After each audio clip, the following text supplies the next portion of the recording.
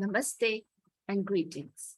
I, Dr. Sauravi Himide, Research and Communication Associate at IMPRI, Impact and Policy Research Institute, Prabhav Evam Niti Anusantan Sansthan, Nai Delhi, extend my warmest welcome to you all to IMPRI Web Policy Learning. We are gathered today for day one of a 3-day immersive online certificate training program on emerging dimensions of India's foreign policy and global politics. This training course is organized by Center for International Relations and Strategic Studies, IMPRI, New Delhi. The dynamism in India's foreign policy is evident in the recent geopolitical transformations caused by COVID-19 and the Russian-Ukraine conflict. As India welcomes the growing reality of a multipolar world, its confident foreign policy is to aspire to be a leading power, rather than just a balancing power. With a focus on self-reliance, it is ready to shoulder global responsibilities. This was not just demonstrated recently in humanitarian assistance and disaster relief operations during COVID-19, with supply of vaccine made free to several countries of the world, but also in food grain assistance to Afghanistan. Along with India's active participation in important global negotiations, India's role in peacekeeping and commitment to keep the maritime commons safe and secure is well established. Hence, this timely 3-day course will provide the participants with insights into the trajectory of Indian foreign policy and the geopolitical complexities and its dynamism to adapt and even mold global outcomes. This course will be conducted by various expert resource persons comprising eminent academicians, senior researchers, former Indian diplomats, and journalists who are keen observers and analysts of India's foreign policy. The distinguished resource persons have great experience gained in the field along with their expertise. Our experts for our course are Dr. Soumita Basu, Nandita Barua, Professor Sanjay Chaturvedi, Professor Shivashish Chatterjee, Ambassador Shashank, Robinder N. Sachdev, Don McLean Gill, Tridevesh Singh Maini, Professor Srikanth Kondapalli, Dr. Parama Sinhapalit, and Professor Sumit Ganguly. I welcome all of you to this enlightening deliberation. But before we start today's session, I would like to remind the housekeeping announcements once again. Please join the meeting on time. There will be Q&A session after each presentation. Share your questions on the Q&A box only and not on the chat box. The questions must not be posted as an anonymous attendee. Ensure that your questions are precise. Refrain from making general comments in the question to save time. Course outline and reading materials by each expert has been shared in your emails for your kind perusal. Once again, I repeat, please use the Q&A box and not the chat box. Now, without any further ado, let us start with our first expert session. The distinguished expert for today is Dr. Soumita Basu. Welcome, ma'am. Dr. Basu is an associate professor, Department of International Relations, South Asian University.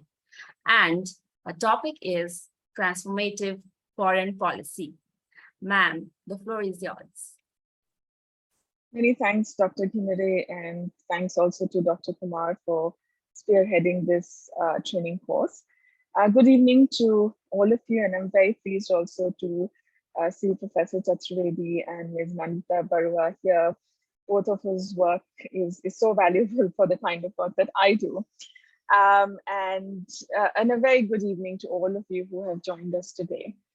Now, I would be speaking to you on transformative foreign policy, which I confess is not a term that one hears very often in IR in international relations.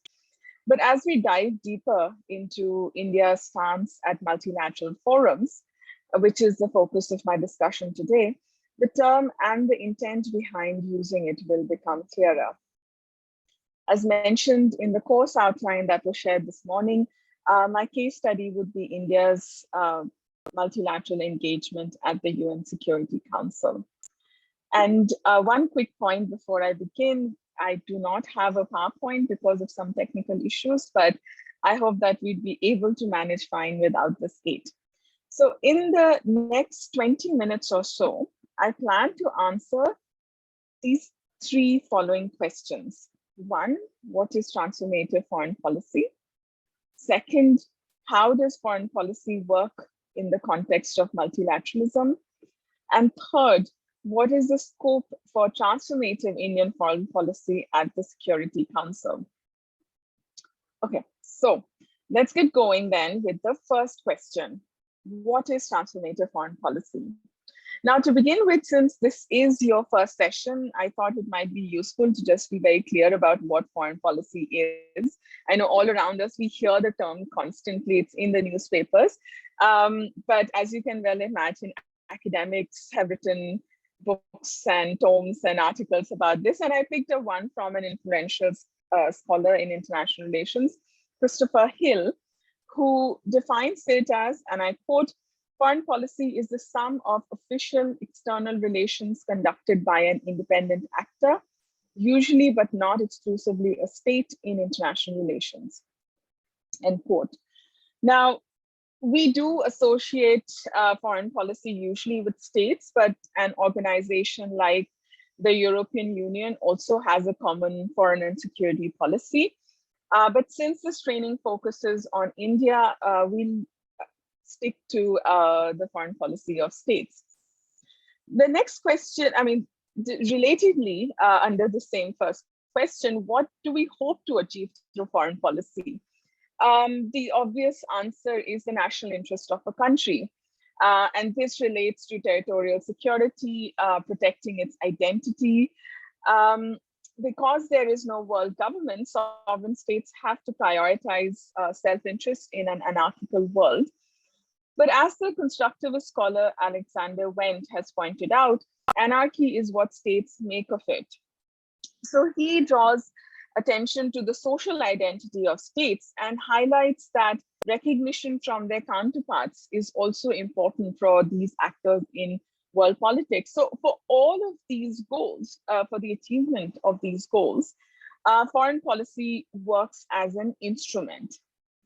There's also a sense here that while state actions are constrained by the nature of the international, the interaction between states, how they interact with each other using, in their foreign policy interactions, that can also bring about a change in the international.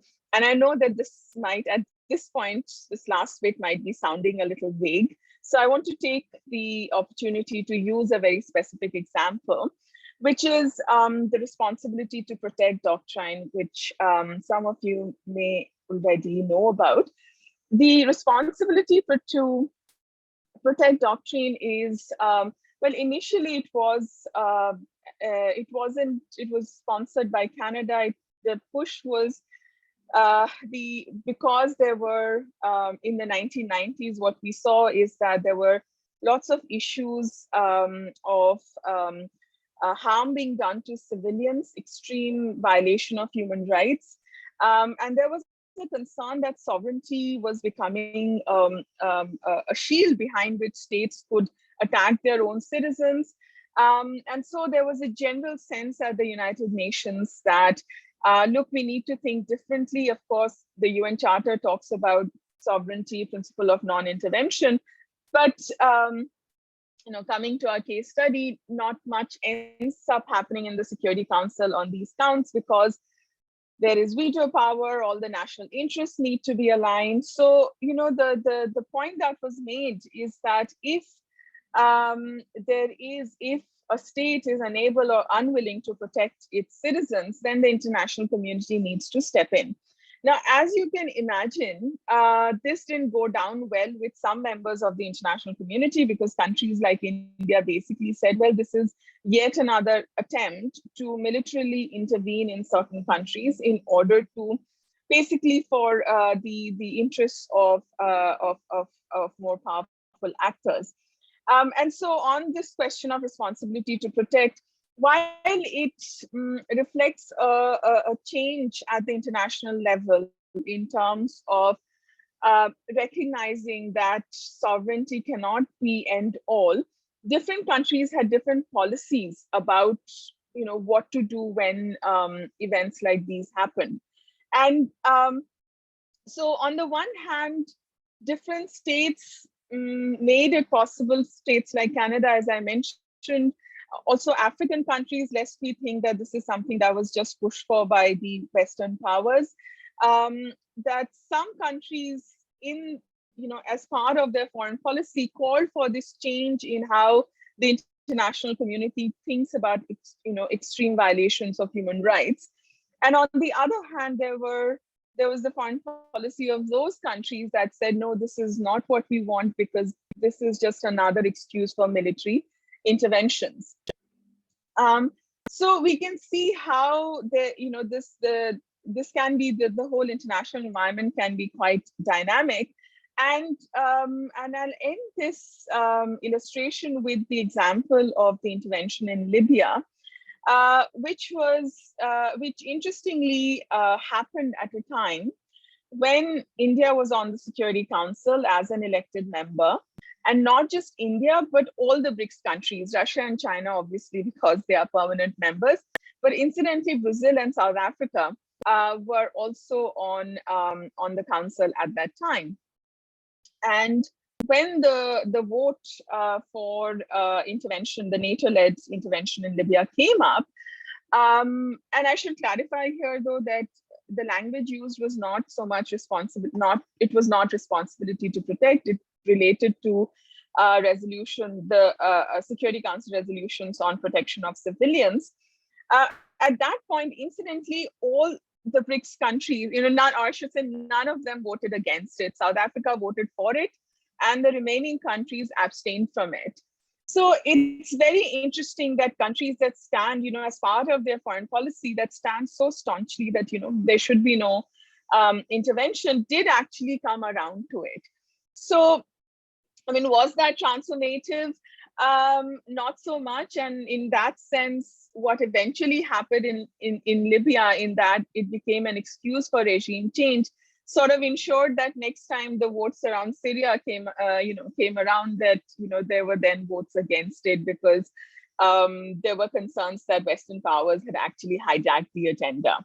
But all I wanted to do with this now, what's turned into a rather long illustration, is to say that this is a very dynamic process, and the international and foreign policy of respective countries do interact with each other. It's not static, it's not permanent.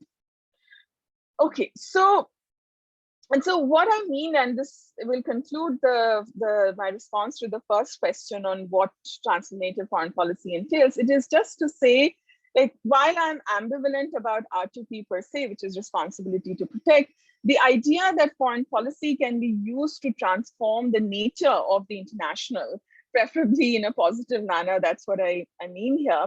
That is something that pushes me to think of transformative foreign policy. Now, coming to the next question on how does foreign policy work within the context of multilateralism? So broadly speaking, a country's official external relations can be thought of with respect to one or more countries, like Brazil, India's interactions with Brazil, and so on, or even something like IPSA or BRICS, or at more kind of formal international organizations, or even IPSA and BRICS, these are multilateral forums. So it is the latter that I will focus on in the rest of the discussion. Thomas Wright defines multilateralism as the management of relations between three or more states according to a set of principles. Now, why is this important? Because if we turn our attention to bilateralism and how foreign policy takes,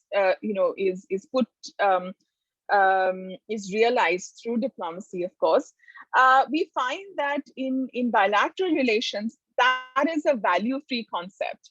And that is determined by relative power and is basically driven by the stronger party. Whereas in multilateralism, which is why I confess it's more interesting to me, and that's why I'm focusing on that in my presentation, it lays out a set of principles that everyone, from the weak and to the strong, they have to adhere to it. So what happens at multilateral forums like the Security Council is that national interest has to find some balance with shared international goals, or nothing would ever get done. As you can well imagine, if everyone just pushed for, their own national interest and didn't recognize a basic minimum international goal, it would be hard to come to any agreement, which we do find in certain issue areas. But is it as simple as that when we speak of those set of principles? Of course not, it can't be. So as we know, the international realm does not function on principles of democracy, fairness, etc. A powerful country's foreign policy would have a greater reach than that of a relatively weaker country. As Vincent Puglio points out, there is a diplomatic hierarchy in multilateral context, which he very interestingly describes as an international pecking order. And now I just want to spend a couple of minutes on continuing to focus on multilateralism and why it needs to be transformed, considering that there is so much inequity at the multilateral level. So and there are just 3 or 4 points that I want to make. One, powerful countries use it as a fora to push for their own national interest at the expense sometimes of others. Second, the rules of the game are set up in such a way that some countries are favored over others. And the most obvious example is, of course, the constitution of the Security Council. But that is again a point that I will return to. So the Security Council is just set up in such a way that it ends up being an undemocratic institution. The third point is to do with our imagination. Himadeep Mupidi writes that, and I mean, his work on global politics, on global governance is something that I would recommend. And he says that the way we ourselves sitting in India, and I'm very pleased to see that we had someone from Nepal as well, that from our vantage point, we still understand some actors in world politics, some countries as the ones that get to govern, who have the agency, countries like the United States, China, Russia, and so on, while others are seen more as governed. What does this mean? The same thing could be happening in 2 parts of the world. I mean, let me take the example of the what happened in Washington, D.C. When President Biden was elected. And the kind of thing that happened in the capital city of a country, if that had happened in the global south, in a poorer part of the world, there would be calls for the international community to step in because things were going so wrong. And yet we cannot quite imagine the international community stepping in when it comes to the United States. So it's our imagination as well that we see some as governors and the others as governed. And fourth, again, relatedly with regard to international intervention, there is a sense, which is where so I'm referring here to Anne Orford's work, who says that when we look at international legal texts, which are of course negotiated multilaterally, the international is considered to be absent when, even when you have in our region, in South Asia, when there's local violence, there is deprivation, there is a sense that is mostly local, and the international steps in as a, what she calls heroic savior. And what we find instead is that actually the international is already all always present in all of this. And one of the examples she uses in her study is that of Rwanda. We know that genocide happened there. The international community did not respond. But there's a sense that, okay, it was after 1994, which is when the genocide happened, that we should think about the role of the international, or in 1994.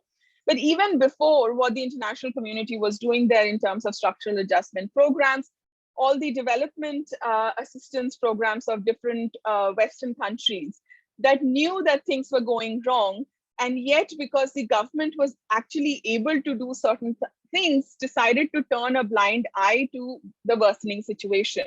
Whereas again, this is where foreign policy could have actually been useful. So, and this also partly explains why India and several countries of the global south are generally not in favor of international interventions. And yet we find that states still want to engage in these multilateral forums. Why? Because of course you get recognition, there's sovereign equality. It doesn't matter how big or small you are, you still get your one vote in most international organizations. There are at least some values that underlie multilateralism. And then of course it's much cheaper. I had a much longer paragraph on this, but I'm just going to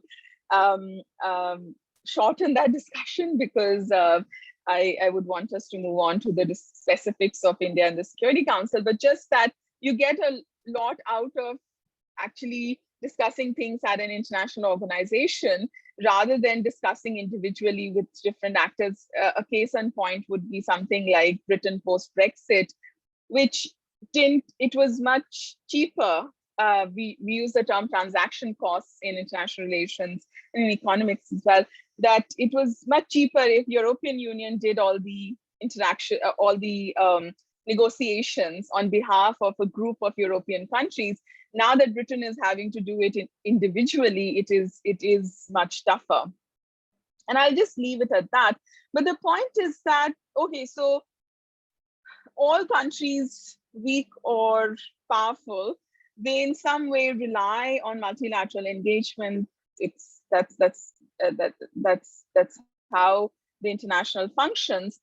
We also know that the rules of the game favor some over others.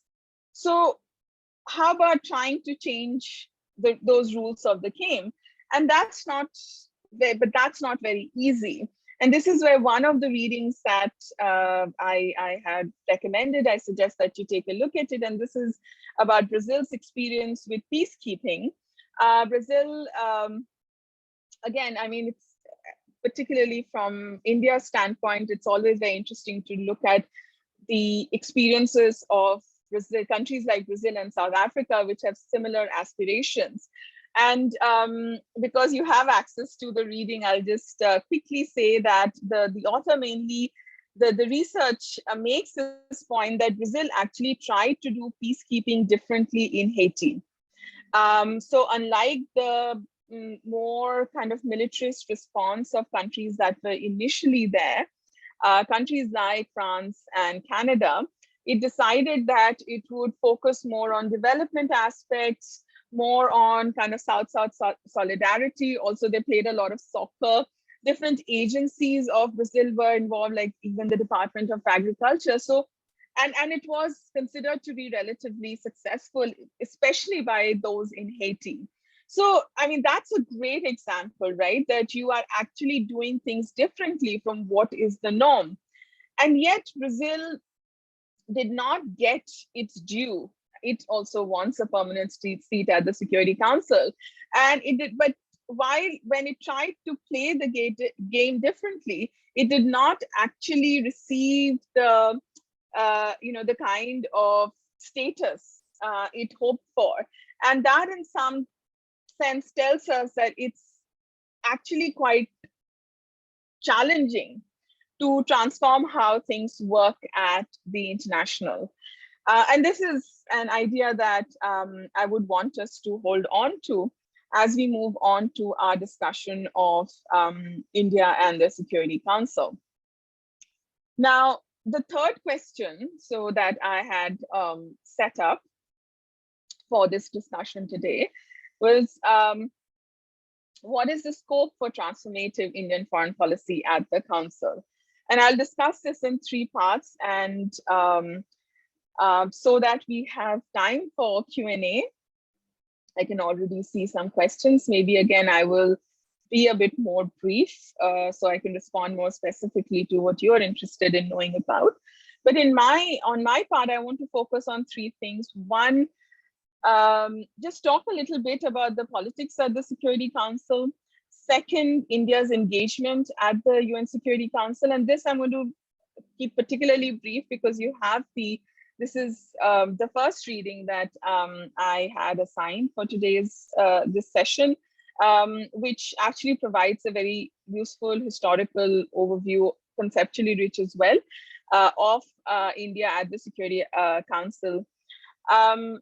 So the kind of things, so what I want to quickly highlight are issues that India has focused on. And in fact, I, just like you, will also take the opportunity to use the chat box. I know the chat box should be in Q&A. Your question should be in the Q&A, but I'm just sharing a link, which is a link to the brochure that India released when it was campaigning for its current seat on the Security Council. So we can just have a quick discussion about that. Okay, so that's the second thing I want to talk about. And the third thing, which relates more closely to my own area of research, which is how the Security Council has, how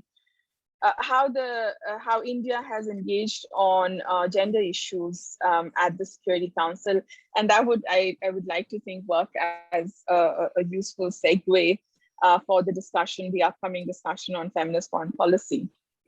Okay, so the first point about significance. Now, we all, again, just like foreign policy, but I suppose in more practitioner sense, we all know about the Security Council, and in India, to some extent, rightly so, it has a pretty bad reputation. But as Edward Luck has pointed out, few institutions are as well known or as little understood as the UN Security Council. Mostly what I find very interesting is, for instance, with regard to India's bid for a permanent seat on the Security Council, we don't quite pay attention to all the processes that are involved in actually getting that seat. I'm sure those who, all of this is to say that, and this is, I think, in the reading as well, that for India to get that permanent seat, those who actually enjoy that position all have to say yes, and that is extremely hard and does seem unrealizable. I say that now because I want to end on a more positive note, because there are other ways in which India can actually make a mark at the Security Council, because other countries that do not have permanent seats have actually succeeded in doing so. But of course, our ultimate question is whether any of this would in fact change how the Security Council itself works, something that countries like India criticize. Now, of course, the other thing is that we could as easily just say that, what's the point of the Security Council anyway? We see what happened in Afghanistan, we see what's going on in Ukraine. So why does it even matter? So on that point, Luck in fact asked really interesting questions. He says, are states interested in participating? Yes, every time when there is every year there are pretty strong election campaigns for states to become states who want elected membership of the Security Council. Second, do states care about the content of the Council's resolution? Yes. So as you know, the resolutions that are passed by the Security Council are hugely debated. For example, even the resolution on COVID, while the General Assembly and the Secretary General had their statements out by March, April 2020, the Security Council resolution came only in July 1st because of the differences between China and the United States. And there are on issues that concern specific countries, again, there are lots of debates. So some have in fact said that the Security Council is in fact it can be seen as central to the life of international diplomacy. And third, and this is an important point and something that's relevant from our vantage point in this region, which is that when the council authorizes use of force, that is seen to be generally acceptable. It's very hard for that to happen, but when it does, it has a degree of legitimacy. Now, let me, in this, while we are discussing this, just quickly say why the council looks the way it does. And it does so because when the United Nations was established, when the Security Council was being formed, it was very, very important that powerful countries become part of it. And because the League of Nations, part of the reason it failed is because the great powers did not take ownership of it. And so there was and how do you get the great powers involved? Well, you give them special treatment. And so I suppose very simply, that's the reason you have the permanent seats and the veto power. That was the only way to get these countries on board. And if you look deeper into the workings of the council, you will find that there is actually room to change a whole lot of things in terms of how we understand peace and security. But basically the members of the Security Council, especially the permanent members, have a lot of power and flexibility. So this would be one case where the rules of the game are really set. So should we give up? Because it sounds, it's not possible to change the Security Council. And on this point, the couple of points. One, that the understanding of peace and security has actually changed, especially since the 1990s. And then the more important point that I want to make is that while formal change is not possible, you actually find that the practices of the Security Council have changed a lot over the years, right? So you have the ARIA Formula meeting, which is, this is named after Diego Aria of Venezuela, who suggested that, okay, we need to talk to civil society actors before making a decision. But of course, this couldn't be done formally. So there's, when there are debates on or in lead-ups to important resolutions, especially with regard to conflict areas, you would have the members of the Security Council informally meeting civil society representatives so that the resolutions are more informed. Something similar that Indonesia has worked with, which is called the SOFA talks. And scholars like Jeff Weissman, Vincent Pulio, and so on have really highlighted that while formal change is not possible, you have all these opportunities. And the reason I'm highlighting is that this is something that India can actually use, that while a permanent seat might be elusive, there are these different ways in which India can actually make a bigger mark in the Security Council and potentially change the way that it works as well, making it more equitable, etc., etc. Now, I might actually, because I think we have less than 10 minutes left, let me just move. Yeah, let me quickly just take a look at, maybe with you, the campaign statement of India, and that can form the basis of our discussion as well. So if you look at the campaign statement, and you can go through it very quickly, you see the kind of issues that are outlined there. In terms of specific areas, you see terrorism and peacekeeping is something that India has been pushing for, especially since the 1990s. And in fact, on peacekeeping, it has had some success in somewhat of a, change in certain procedures, because usually formally, the peacekeeping mandates are, of course, decided by the members of the Security Council. But India has really as one of the major troop contributing countries, it has really pushed for troop contributing countries to be involved in these discussions as well. So one can see that as a more inclusive way of doing things, and that could be considered as a success of sorts. We also see its focus in the campaign document, if you have that in front of you. One of the earlier one is, of course, terrorism is mentioned there, reform multilateralism, and so reform of Security Council comes up as well. And a relatively new issue that is highlighted, which is technology. And in fact, last August, India did host an open debate on technology, which could be used for peacekeeping as well. So, but what we are finding here is that this is, and this goes back to the reading, and I think I'll just stop there and maybe see what you have to say, that India has ended up being more of a, what Malone and Mukherjee say, more of a rule shaper. So it's not really calling for any radical change in the, or is not working towards any radical change. It is really looking to improve its own position. This is again something that can be illustrated, but perhaps with India's position on nuclear non-proliferation.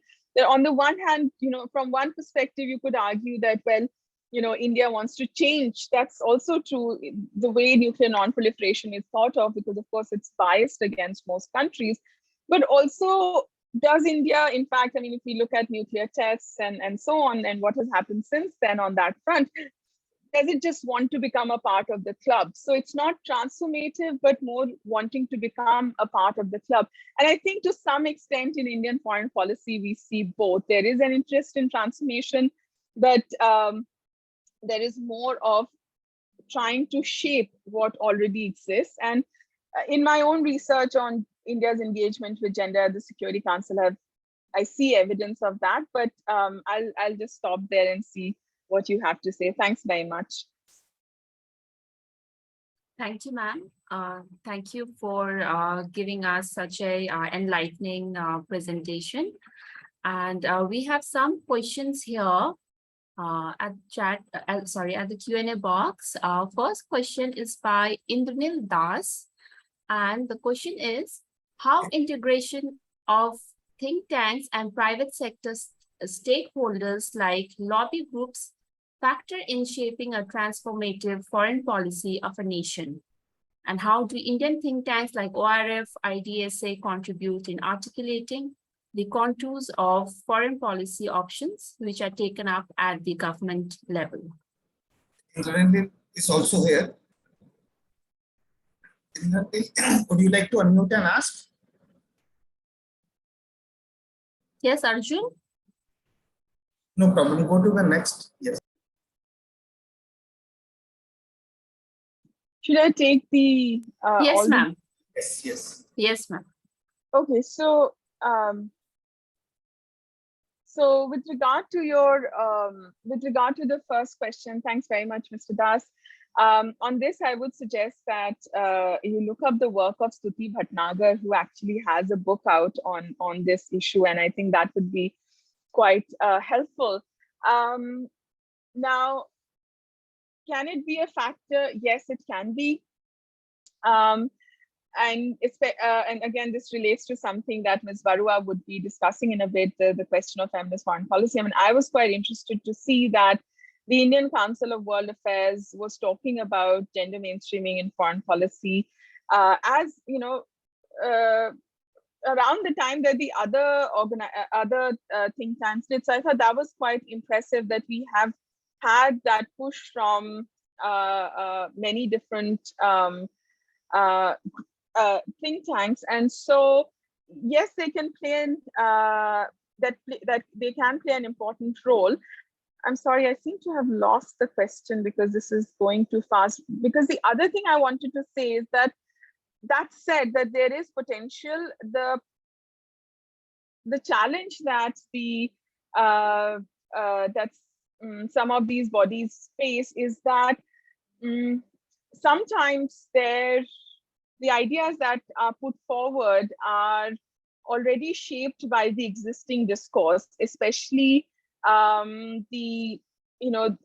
because think tanks are looking to make an impact on foreign policy decisions. And so, you want to speak the language of power. And when you do that, it limits the extent to which you can speak of transformative foreign policies, because you very often get bound by what is deemed to be acceptable. So there is potential, but it is also limiting. Thank you.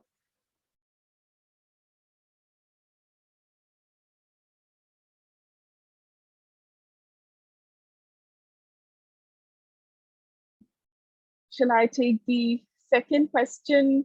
Because I think we may have lost some connection here. So can you hear me? Am I the one who's lost? Yes, ma'am, we can hear you. Okay, all right. So the next question is how NAM, inspired by India, fared in multilateral world. Do you see any relevant role for institutions like NAM in today's world? So when NAM comes up, really we get caught up in the a little bit now on the North-South dynamics debate. And there are, so first to say that some scholars would argue that NAM has taken a different form. It's associated, that kind of politics we see more with what happens with G77. When we look at particular issue areas, we find that there are actually divisions within the groups because, on certain, so there is no, I think there is a general agreement on that there isn't that kind of solidarity which existed earlier, though in practice. In rhetoric, I think it still comes up when convenient, basically. And in practice, we see a lot of division between countries. The next question is, how has internet impacted our foreign policies? Thank you for the questions. I want to know the answer too. This is not something that I work on, so I'm afraid I can't answer that. Ditto with the next question, which is about trade. Then thank you, Myra. Right. So yeah, so Myra's question, in fact, I would suggest that you actually wait for Professor Sumit Ganguly's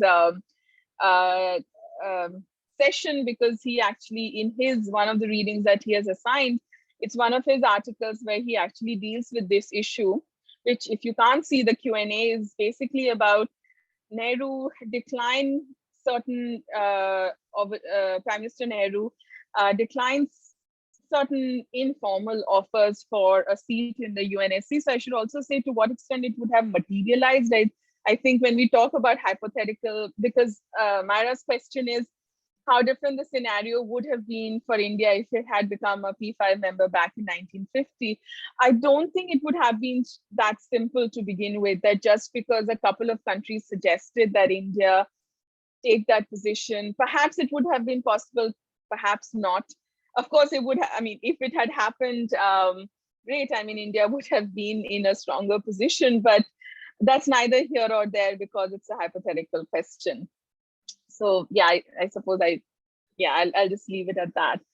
Raghav asks, don't provisions like the veto power in the UNSC accentuate the differences between the rich and poor countries? The aim of organizations like the UN, on the face of it, are to encourage peace and remove all sense of fear that small countries may have from big countries. However, to accommodate the big countries, UN keeps giving them special treatment. Isn't this counterproductive? You're right, but it's a question of it's a question of balancing the two, because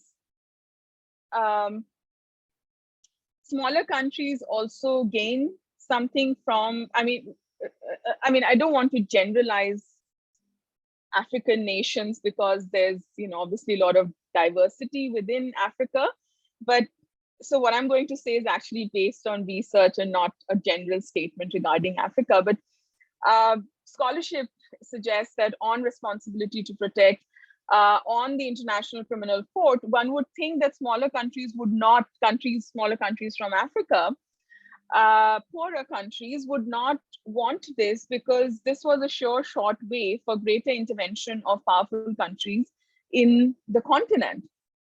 And yet, many countries, there was an overwhelming support because there was a sense that there was need for the international community to step in these cases. So it does work both ways in that the smaller countries, you want, I mean, it's very tricky to say smaller countries. I think it's more helpful to say something like, yeah, like you say, poor country or relatively weaker country in terms if there's a civil unrest. So yeah, so I think one needs to find a balance because these countries also need powerful countries, though in practice, of course, everybody is looking out for their national interests. So if that's not constrained to some extent through in the multilateral system, things get, we see the kind of unfairness that we do. The next question, does the creation of smaller multilateral groupings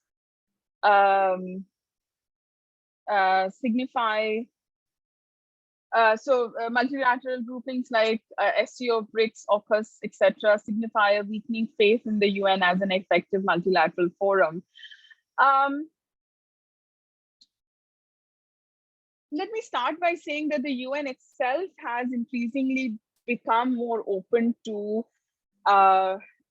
more active role played by regional groupings and organizations. And Chapter 8 of the UN Charter actually does, there is a formal procedure for that as well. Now, to some extent, yes, you could say that that is, because the UN can be ineffective in certain on certain grounds, we see the smaller multilateral groupings, but you would find that the members of these multilateral groupings, whichever it might be, they might have come together for certain issue areas, but it's not like anybody is abandoning the United Nations. So I think you need that, you need, for several reasons, UN still continues to be significant, and I confess I might be slightly biased because I study the UN. Okay, next. My question is regarding, so this is the next one. My question is regarding the approach our present government has made impractical to the whole world at the time when our foreign minister directly tell Europe and West to look into their way rather than asking India to look into the way business is developing with Russia and within Asia. So I think, again, this might be something more relevant to some of the other sessions in terms of the position that India has taken. I guess the way I could relate it to my own discussion would be to say that India usually takes a very cautious position when it comes to criticizing a country or voting against a country. You would find it, India doesn't usually do that. So perhaps that could relate to what you're asking, that India does like to maintain its own position, does not vote with many different groupings, even though it actually has, when it push comes to shove, it is able to, for certain position, it has been able to pull together groups to support itself on certain foreign policy issues. But I'll just leave it at that. Ma'am, Yeah. I'm really sorry to interrupt, but we have already crossed the time limit. So there are a lot of questions here. Probably you can take one more, and the rest we can email it to you so you can reply it later. I think it would be great if I just stopped there because I realized that we are 6 minutes over the time, and Yes, I want to make sure that Ms. Barua has all the time due to her. So I'm just going to stop. And what I'll say is, feel free to contact me to the participants, and I would be happy to be in touch with you over email. So thank you very much. Thank you so much, ma'am. Now, moving ahead to our another expert for our second session of day one. I would like to call upon Ms. Nandita Barua. Welcome, ma'am. Ms. Barua is the country representative of India from the Asia Foundation, and ma'am will speak on feminist foreign policy. Ma'am, the floor is yours. Thank you so much, Saravi, and thank you to the previous speaker for having made my job a little easier, Dr. Basu, for really having espoused brilliantly on what is a framing of a foreign policy all about. So I don't need to get into that. I think the topic that I'm going to be talking about, the other advantage is it's not really as yet a deeply written and researched topic in the southern part of the world where we are. It's something that's definitely picked up more steam in the West and has been picked up by many countries in the West. So what I would like to do is start off with really saying, what is it that we mean when we say, let's talk about a feminist foreign policy? Why is it needed? And that's the second question. And the third being, is India positioned to play a lead role in really creating a more Southern global perspective on what a feminist foreign policy is? So starting off, I think whenever we've started talking about the word feminist foreign policy, there are two kinds of responses. One, usually it is understood generally by most people saying, oh, this is a very narrow approach and you're talking about more space for women. And from a feminist perspective, that's what it would mean. The other is, why do we need a feminist foreign policy? And to both, let me just begin by answering that when the word and when the framing on what feminist foreign policy is or should be was designed, it was actually very clear that it's not looking at any binary interpretation in the foreign policy space.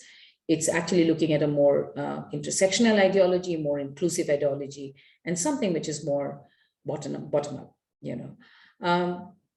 Interestingly, of course, foreign policy is generally understood to be something which is played out at the highest arena of government, somewhat disconnected from the common person, and not always probably having any direct impact on the day-to-day lives of people. Now, the feminist foreign policy approach actually tries to unpack that and say, well, foreign policy at whatever level, even the highest level when we are talking about armament, or at the level when we are talking about trade, or where we are talking about non-traditional security issues, all of it actually does impact people at every level and on a daily life basis.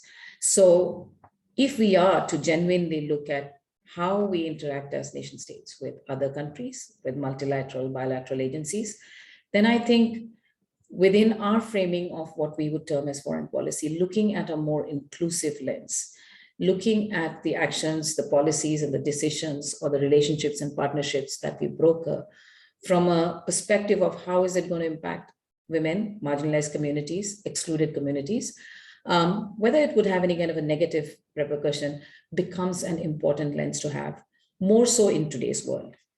And I'll come to that in a bit. So from our perspective, and I do want to clarify here at the onset that it is, I'm bringing this perspective and the discussion here, which is mine. I do represent the Asia Foundation, but it is not that everything that I'm saying is reflective of the foundation's own policies or beliefs. The foundation does agree on the feminist foreign policy, but I'm speaking here on my own behalf. So just clarifying that. Now there are two pillars that feminist foreign policy actually rests on. One is, of course, greater representation at the decision-making table so that we have more women. That's a part of the story, and it's important. It's important to have more women on the table. But more importantly, it's actually to look at with those who are in the table, what is the thinking and what's the perspective with which they are dealing when it comes to international relations, the policy outputs that consider the impact on women and marginalized.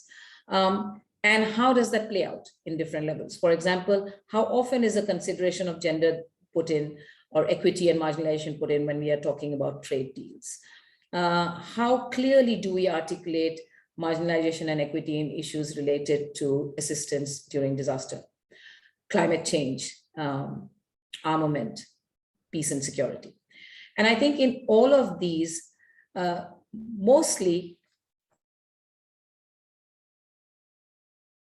very defined and well-articulated and inclusion is largely missing. Many countries have, of course, adopted it. Sweden was the first country to announce an FFP in 2014. Since Sweden, France, Canada, Luxembourg, Spain, Mexico have announced their own understanding, their own perspective of how their foreign policy can be more inclusive and therefore bring in a feminist lens.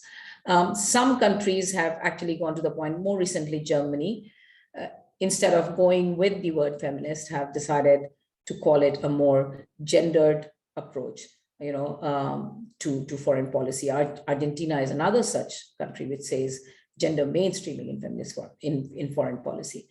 There is, though, a challenge. I think when we started working on it, and especially when I started working on it, we thought about the importance of terminology.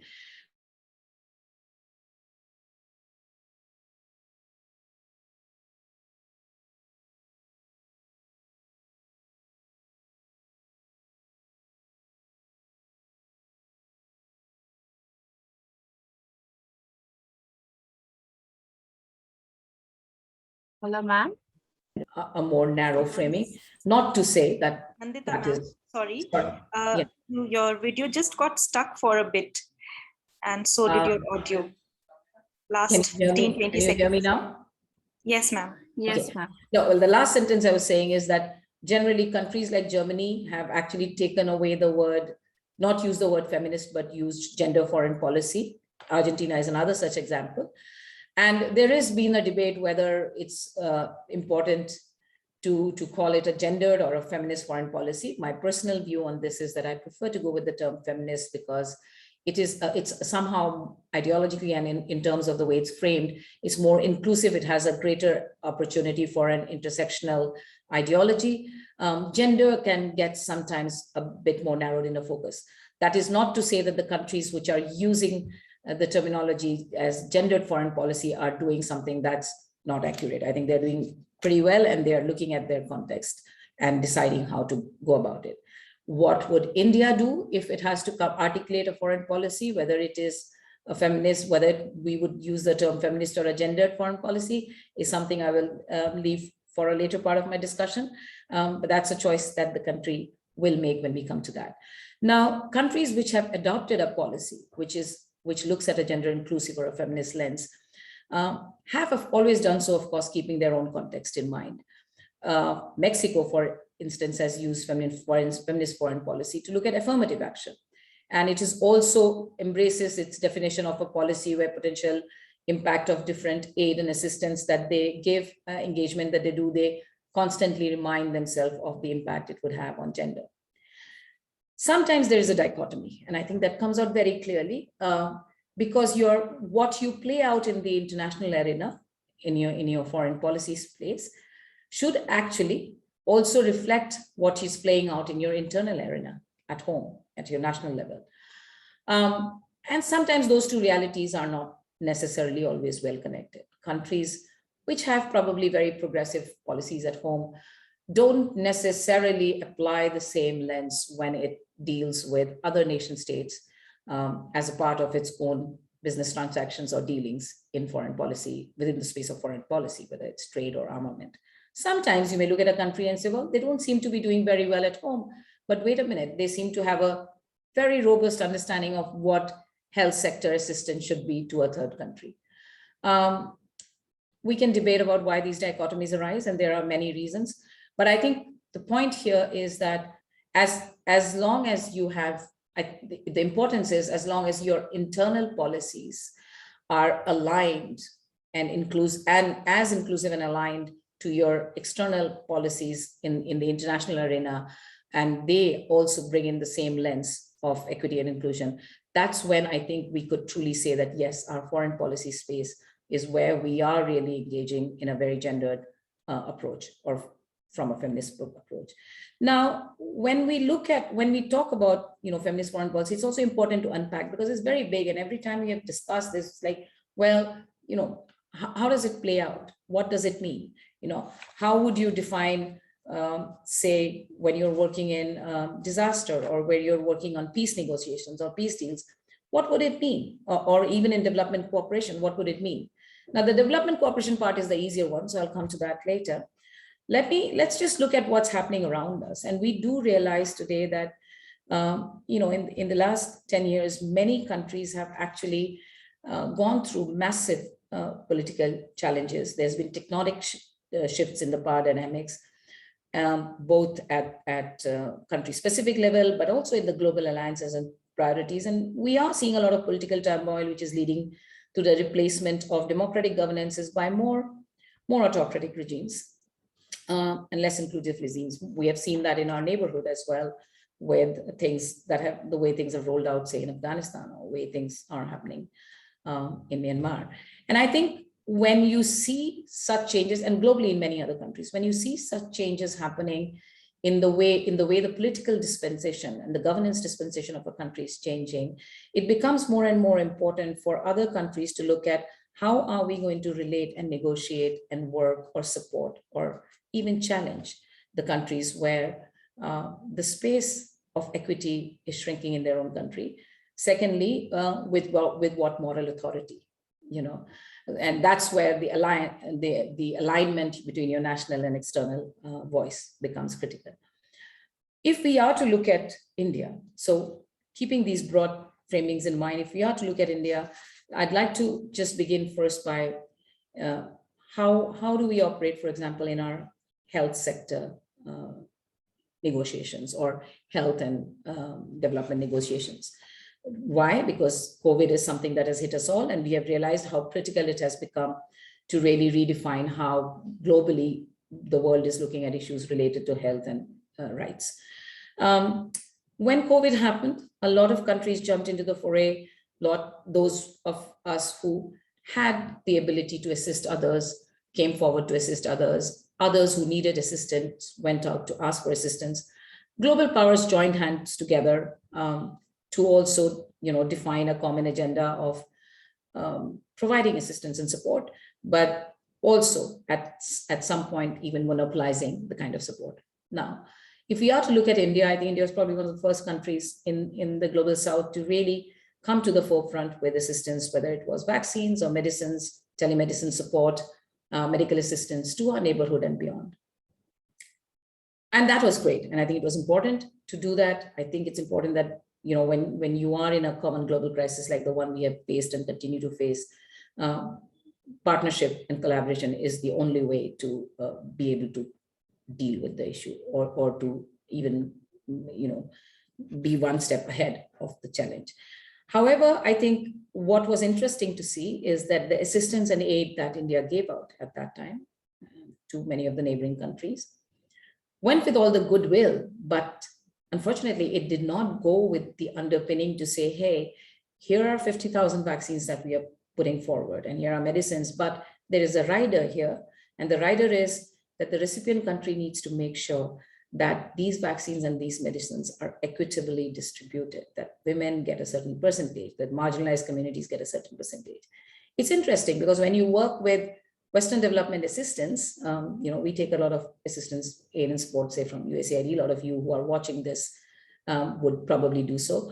All your grants and assistance comes with a clear rider. 50% of the assistance needs to go to women. There are indicators, there are benchmarks, there are milestones to measure that. When we moved forward in our medical assistance, somehow it's that perspective thing, the lens on making sure that our assistance did reach the most marginalized in the countries that we were reaching out to happened was not definitively articulated. Of course, the country, of course, can choose to give to who they want, but when we know that the same systems of patriarchy or inequity exists in the countries that we work with, that we are suffering, I think it becomes imperative that our engagement there is able to articulate the same values that we are trying to push for in our country. I know that in India as well, we had a lot of criticism saying, well, women are not getting assistance or not getting the same number of vaccines, but it got written about, it got supported. Organizations came forward to make sure that more and more women came to take assistance and to take vaccines. Campaigns were galore, development partners stepped in. So I think when we talk about soft diplomacy or foreign policy where assistance such as this during the COVID crisis happened, if we don't have a defined and well-articulated lens of gender and a feminist lens, then we miss out on the opportunity to make our assistance equitably available. That's one part. That's on the health side. Let's look at, and then of course there is the larger debate today on health about equity and inclusion, where the ability to get the intellectual property rights towards producing vaccine is being challenged by the pharmaceutical powers and the global powers, and inability of countries like India and Africa who are wanting for this to be opened up so that everybody can access is being challenged. And I think to us then, having a more equitable lens is something that is going to be essential to be able to push more and more for such demands, and to make sure that we are able to not only just articulate, but also actualize them.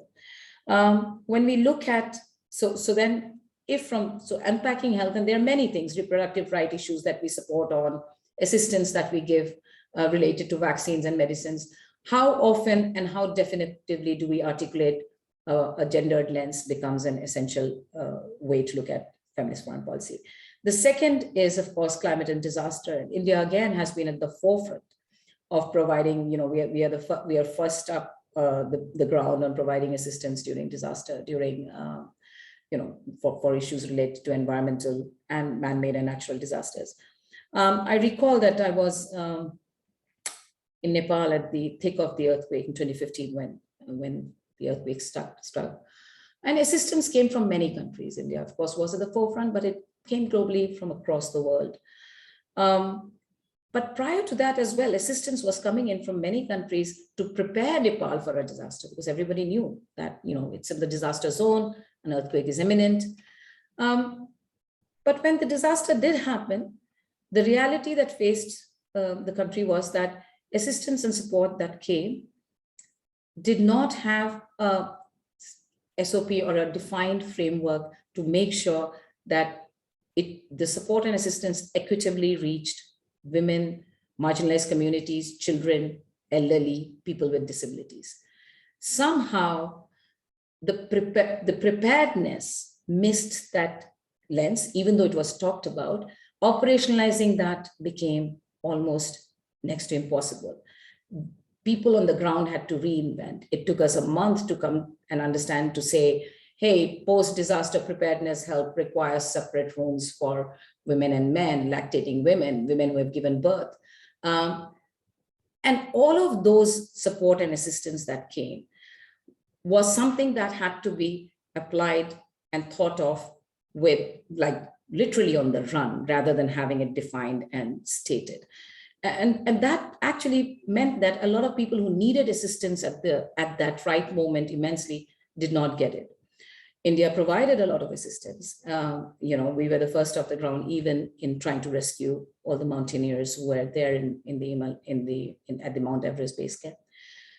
Whether it was India or the Japanese or the US, I think the framework in paper, we had some countries which said equitable distribution, but the operationalization of what that meant was missing, both from the recipient country and the countries who were providing assistance. So there again, when we talk about, again, what is a feminist foreign policy lens, it's not just about declaring a policy. It's about having a framework. It's about having an operating system that we can share and talk about. And that's what probably unpacking a feminist foreign policy is going to require for all of us. And yes, it has to be contextual.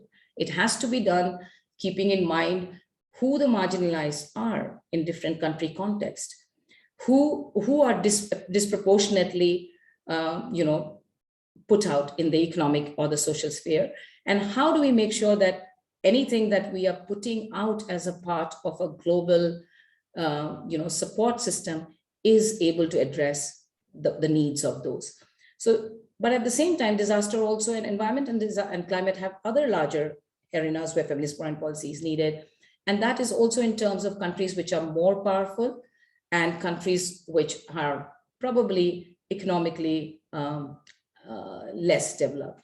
And therefore, again, the lens of equity and inclusion in how negotiations around, negotiations related to climate and environment happen between different countries requires that lens of inclusion, and we've been seeing it repeatedly in COP, in every COP, in institutes that India has now brought in to play, whether it's the CDRI or the International Solar Alliance.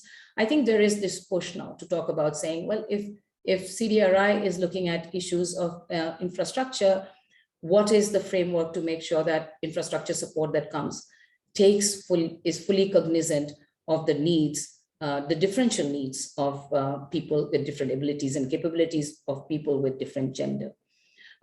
These are going to require a much deeper investment by countries that are in the forefront of some of these negotiations, some of these supporting mechanisms that we are putting in place.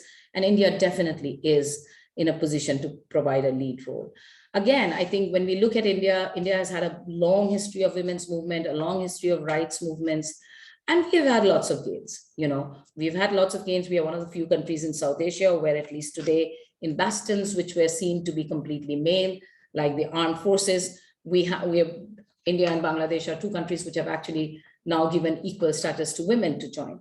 It's interesting that we are one of the first countries which also had a all-women peacekeeping force. And I think it is important for us to expand these gains that we have internally into the external discourse that we have in the arena of foreign policy, whether that is in multilateral agencies, whether it's in bilateral discussions, or whether it's in groupings of discussions, whether it's the Quad or the BRICS or the SAARC or the BBIN, or it's the UN Security Council. I think it's also time for us to look at what gains have we made at home that we could push out, and what additional gains we need to make at home, so that we are able to speak with the necessary weight and moral authority to push for it in another country. Because if you want to see, if you want to have a place and a role in the global structure where you are seen as an equitable development partner, not having a feminist or a gendered lens is going to be problematic in being able to deliver on some of the desires that one has. And I think, I don't know how much time I have. I'm not going to take too much time. I'm just also going to quickly talk about a little bit more about, in relation to trade. I think regional trade is the other thing which becomes very important. We hear data and numbers about, well, India and the South Asia region is very poorly connected. The percentage of trade within the region is very low. The figures vary between 5 to 7%. But within this whole thing, what is also interesting, that even given that very low trade, the space for trade for women is almost non-existent. And I was talking to some other experts the other day, and we're trying to look at, well, how much trade do women entrepreneurs do across the region? Just let's look at South Asia, not even beyond. Even those figures are difficult to come by. We have enough studies. The World Bank did a study. We have done a study which has talked about what are the bottlenecks and barriers to having more women in trade, having more women entrepreneurs. We're not short of entrepreneurs at home in South Asia. Bangladesh has a huge, set of women entrepreneurs who work in various sectors, from garments to textiles to artifacts. India also has a fair growing, it's not as big as it should be, but it's not a small set of women entrepreneurs. But yet when we look at trade beyond our borders, when we look at trade across countries, the space and the support required for women to move further in this space is very limited. And this is also reflective of the negotiations we undertake.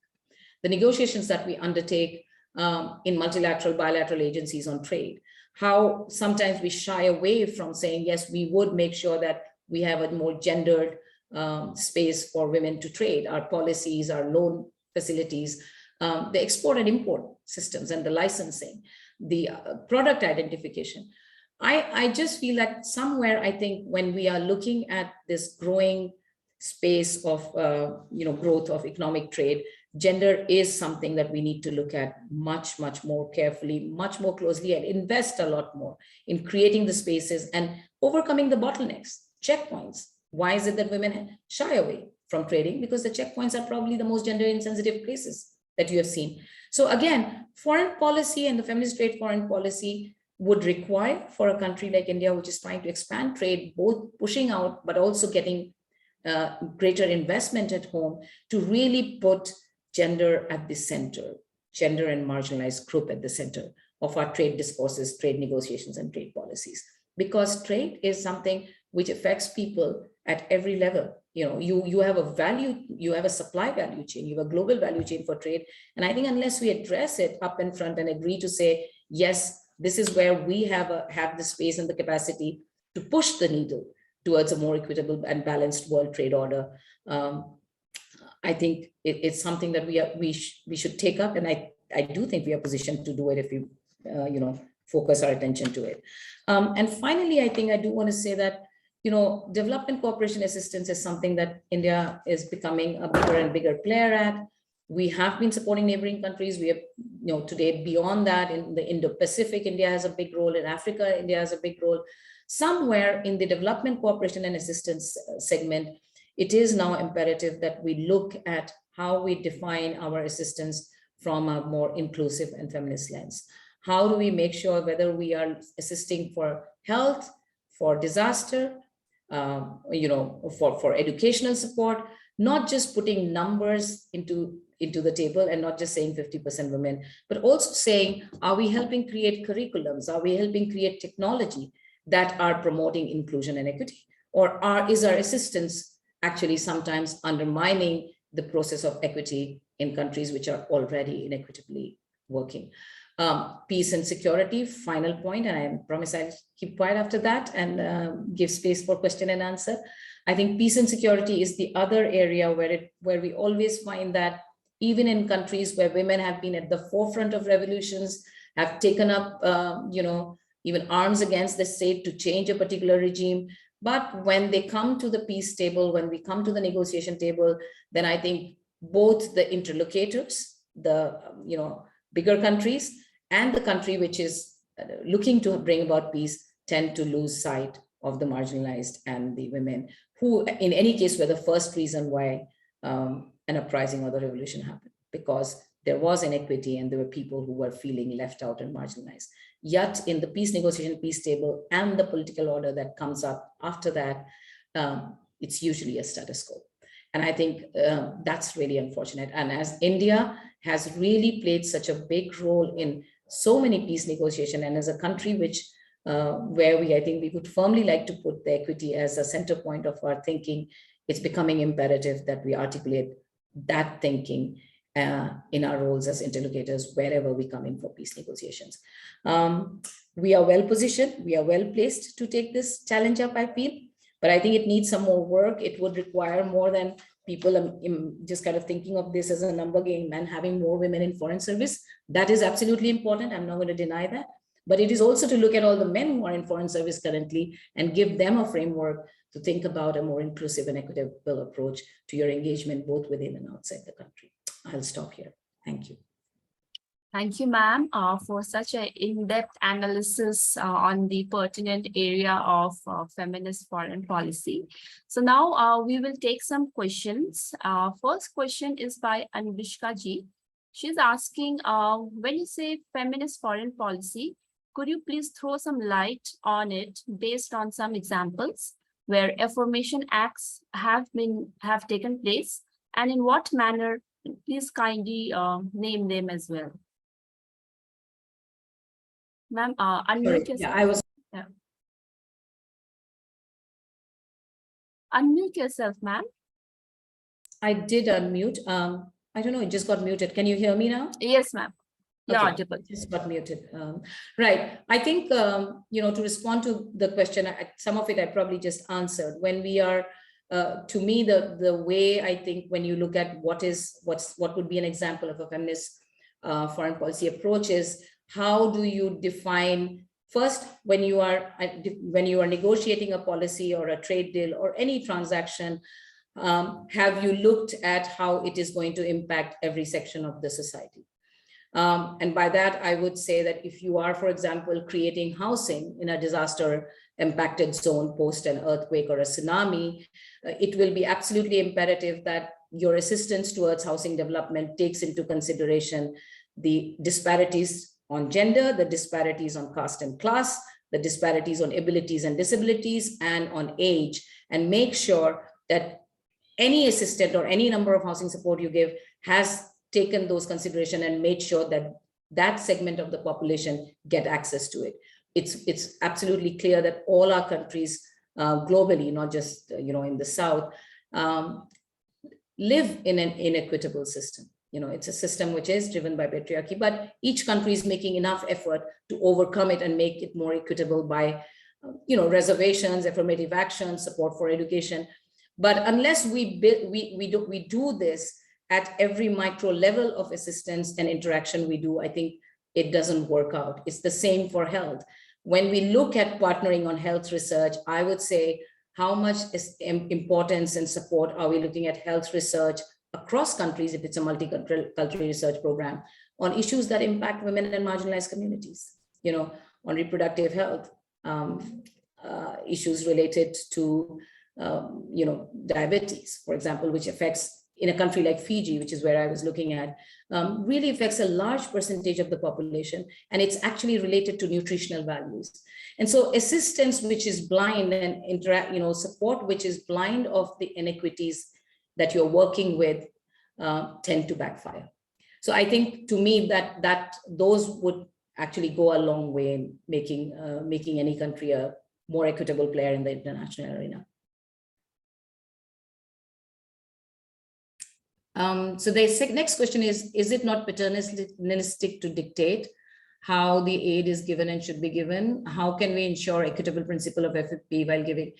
I think when we give aid and assistance, to say that you would want the marginalized communities and those who have least access in that country to get aid would not be paternalistic, because I think in the policies and programming of that nation state, they themselves would have those as their primary beneficiary.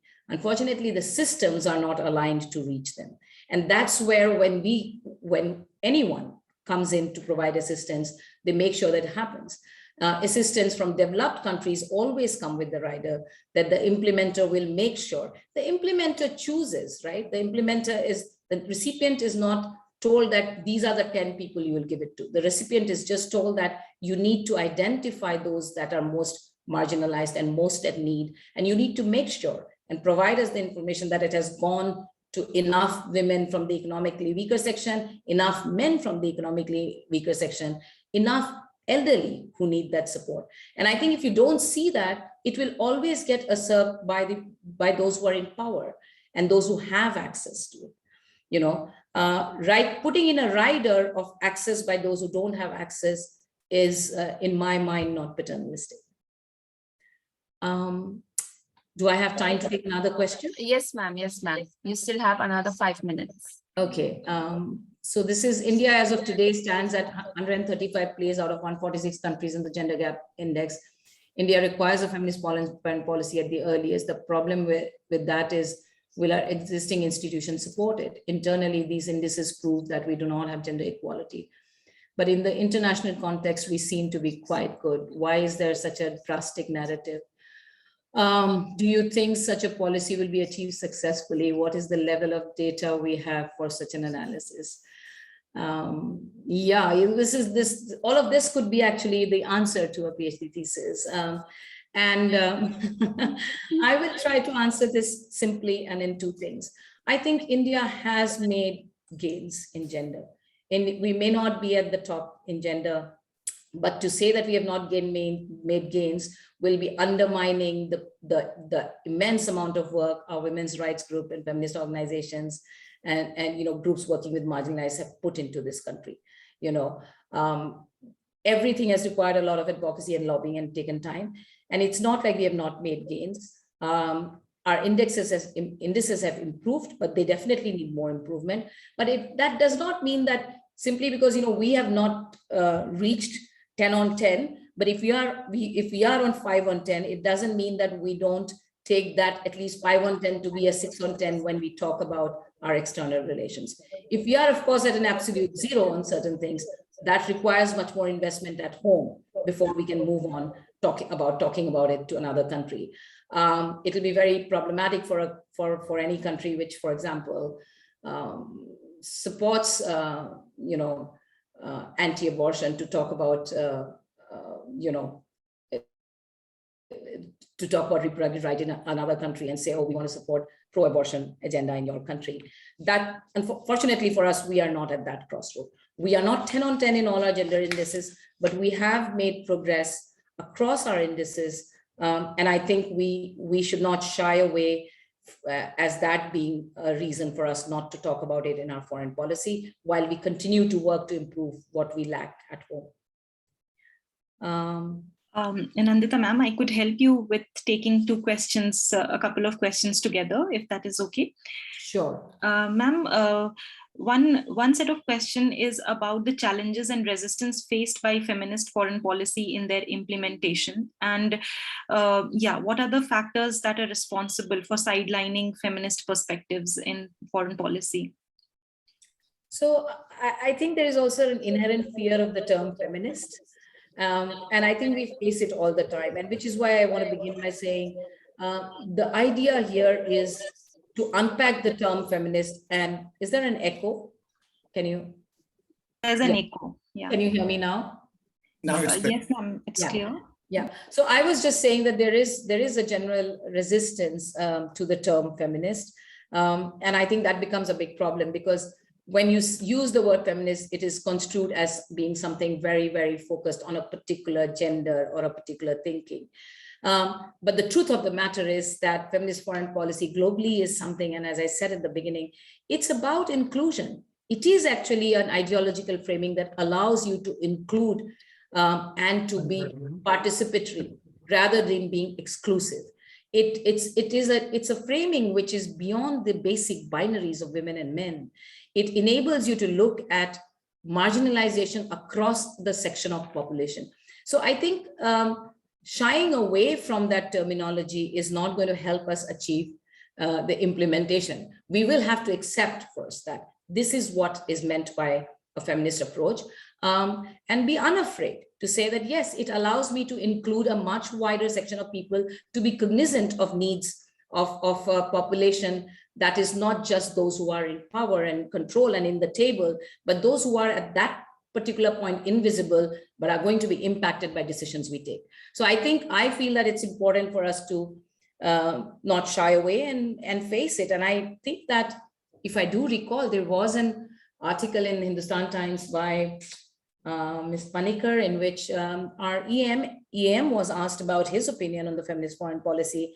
And if I correctly recall from that article, he actually said that, yes, it is important for India to take into consideration issues related to women and other marginalized groups in our foreign policy. So I'm taking that as a positive sign in which we can move forward. Right, ma'am. So next set of questions is much about India, and does India really have a gendered feminist or feminist foreign policy for the UN peacekeeping mission?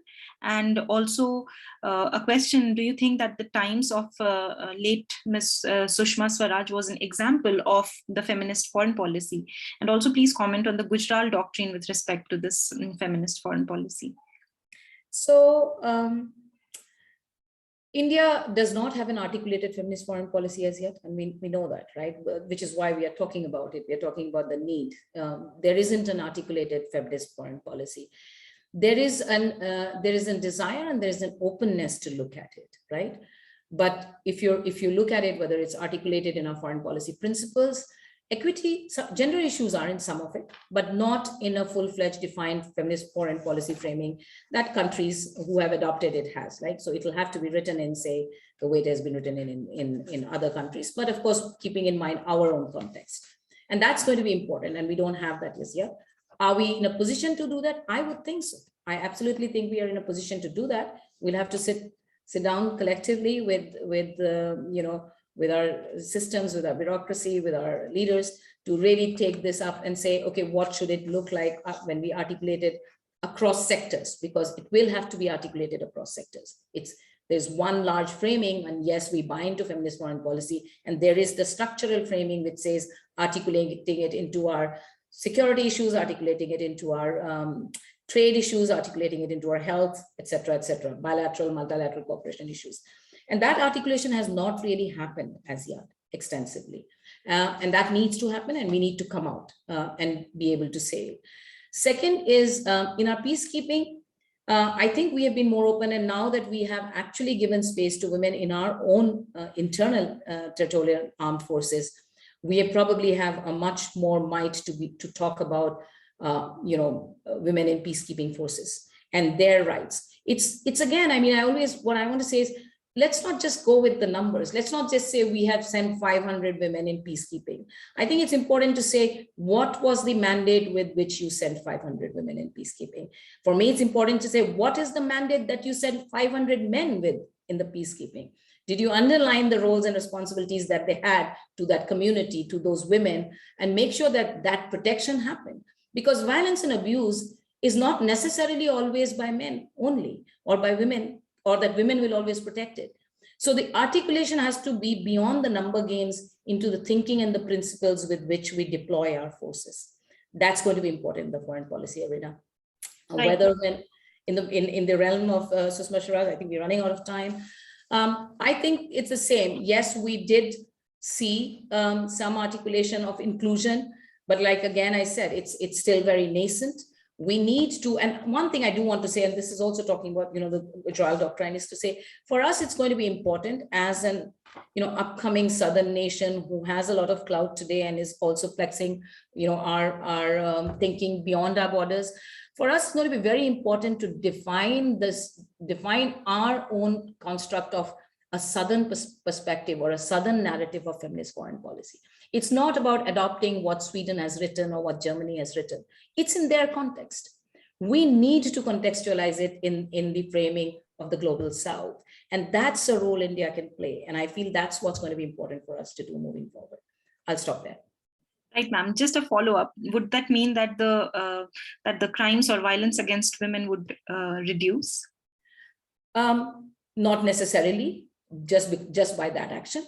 For reduction in crimes and violence against women, a lot more will be required than just a feminist foreign policy. But an articulation of what we do to reduce crime and violence in our own country and making sure that gets projected in negotiations, in multilateral, bilateral bodies and assistance is what's going to be important. If we have a framework for a safe city today, which we are talking about, are we going to talk about the same framework when we go for infrastructure development in another country, which takes into consideration equity issues? Thank you so much, ma'am. Thank you. It was a brilliant discussion and a brilliant presentation. So before I invite Sauravi to invite Professor Sanjay Chaturvedi, I would also like to welcome Major General N.D. Prasad from the Ministry of External Affairs to the program. Welcome, sir. And Sauravi, over to you. Thank you, Simi, so much. And thank you, Ms. Barua, for the excellent presentation. Now we will move on to the third session of our first day of training. But before we move on to the third session, I would like to announce that we have participants from all over the world, and they include students, researchers, university professors, and members of civil society. So we are very happy that they all are present here and taking this course.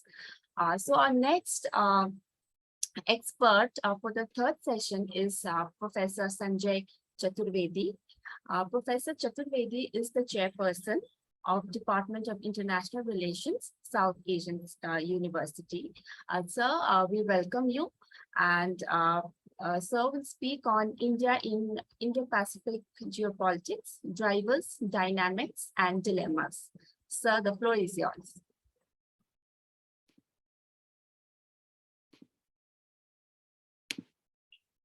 Thank you very, very much for this very warm welcome. Can you see the slides and can you hear me well? Yes, Yes, sir. Thank you. So greetings. I'm very grateful to IMPRI, particularly its director, Dr. Arjun Kumar, and all the colleagues at IMPRI for organizing this wonderful event, brilliantly conceptualized. And thank you so much for the invitation. And I also feel very honored to be in the company of such distinguished co-panelists, Professor Shivashish Chatterjee, Dr. Nandita Barua, Dr. Shomita Basu. And what a privilege this is to sort of be in a dialogue and conversation with such distinguished participants. which includes very senior distinguished diplomats, very distinguished colleagues, and eminent research scholars and very dear students. So thank you very, very much for this opportunity. The canvas that has been assigned to me is very vast, and you can see it very well on this opening slide. The globe is spinning once again, liberated as it was in early 90s after the collapse of the Soviet Union and the end of this big Cold War. And the spinning globe is always very disorienting. It leads to some kind of a geopolitical vertigo, and geopolitical vertigos are not welcome because they can also lead to a situation where we are not having any big geopolitical template to use in order to understand the complexities of the world that you are a part of. So with this very crowded opening slide, let me also point out that what I'm going to do in this presentation is really touching the tip of the iceberg. Because when you talk about the Indo-Pacific, we are really dealing with a complex set of issues. So my key focus in this presentation is going to be on what, where, when, and why of the Indo-Pacific. I would like to dedicate this presentation to the inspiring memory of Padma Vibhushan Shinzo Abe-san and his vision of free and open Indo-Pacific. It might sound to some, I think the number of the skeptics is now on the decline, somewhat utopian, but I always believe that idealism of today can be the realism of tomorrow. And I pay a very warm tribute to this great statesman. And I'm also reminded of the address that he delivered to the Indian Parliament in 2007, which was titled The Conference of the Two Seas, where he cited Dara Shekho's work. And he said, I quote, "By Japan and India coming together in this way, this broader Asia will evolve into an immense network spanning the entirety of the Pacific Ocean, incorporating the United States of America and Australia. Open and transparent, this network will allow people, goods, capital, and knowledge to flow freely." So in this imaginative geography, in this cartography, what we had was a vision where the functional geographies will be seen along with the static geographies and the kind of static maps to which we are so much used to. Now I have to be faithful to the mention of geopolitics, because my approach is geopolitics. And as you might have also noticed early on in the earlier slide that I had said that there is no such thing as a view from nowhere. Similarly, my views also come from a particular discipline, that is geopolitics and international relations. In order to understand the importance of Indo-Pacific for all the major players, but particularly India, we have to acknowledge that geopolitics, I quote, spoken here, is a product of its times and its definitions have evolved accordingly. A number of variables intervene, including technology, the reality-based geographical geopolitics. Radical geopolitical restructuring is a continuing process. Such analysis does not determine the direction that statecraft must take.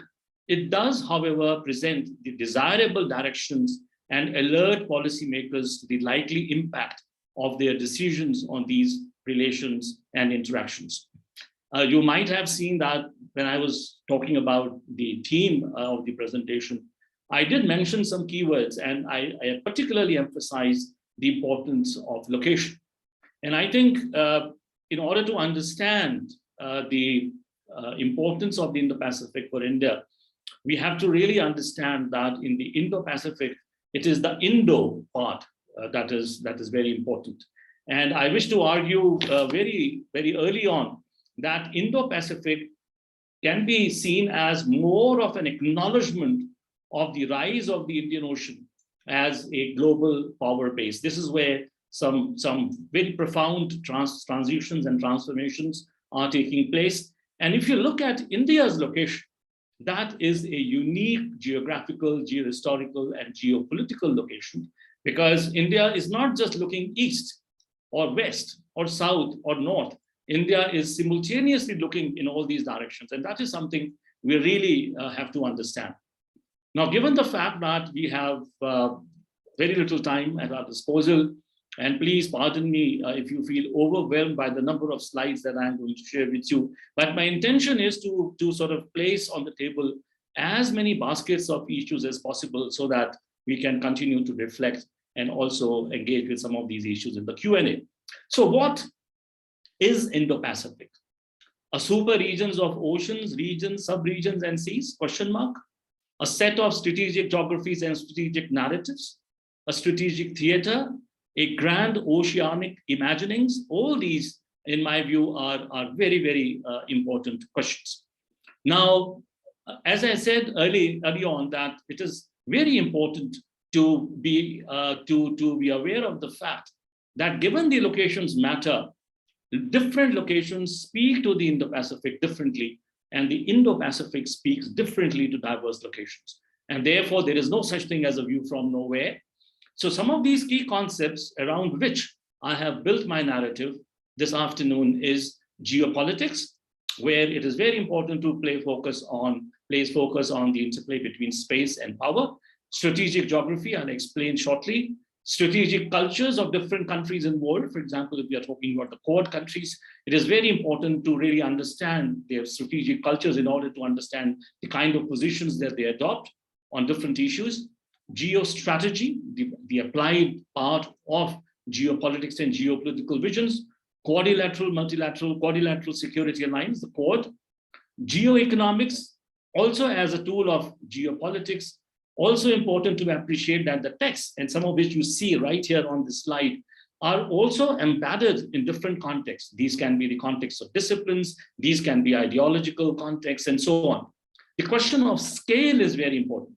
One can look at the Indo-Pacific at a very macro scale of a super region, and one can also look at the super region as a region of regions and sub-regions, and then go further below the scale, which is the national scale, in order to understand what is going on at the grassroots levels in this vast space, which is becoming increasingly important for all kinds of reasons.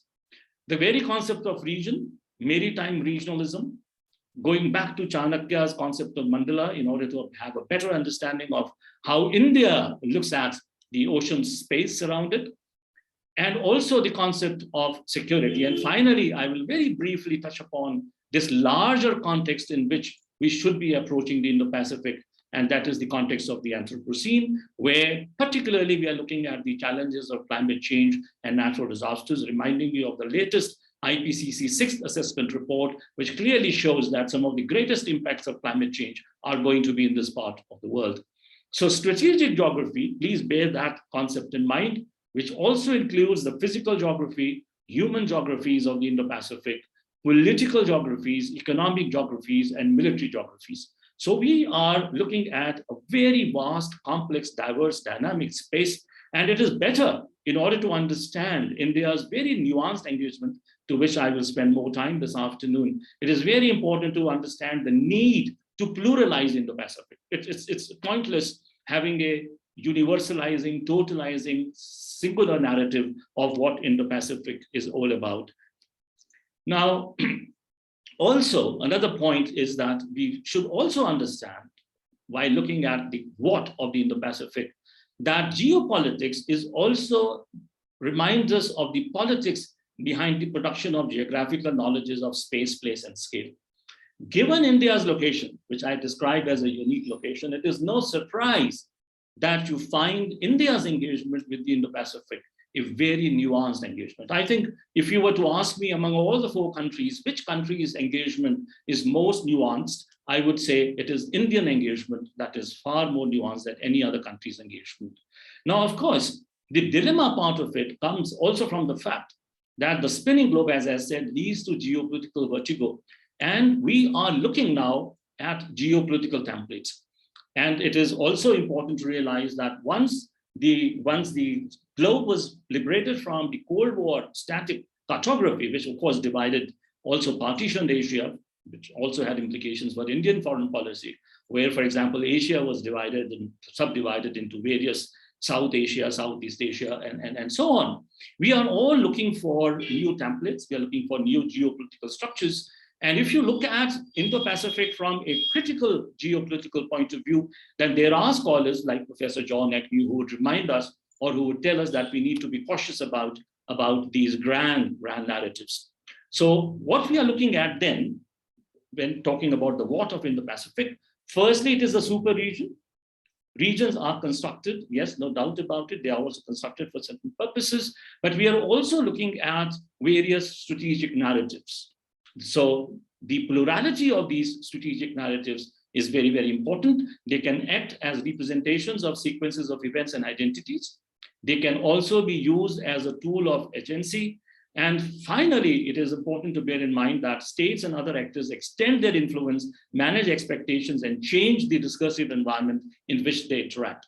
So the focus of critical geopolitics is to really look at the plays of power involved in grand geopolitical schemes and see whether these grand geopolitical schemes are really serving your national interests.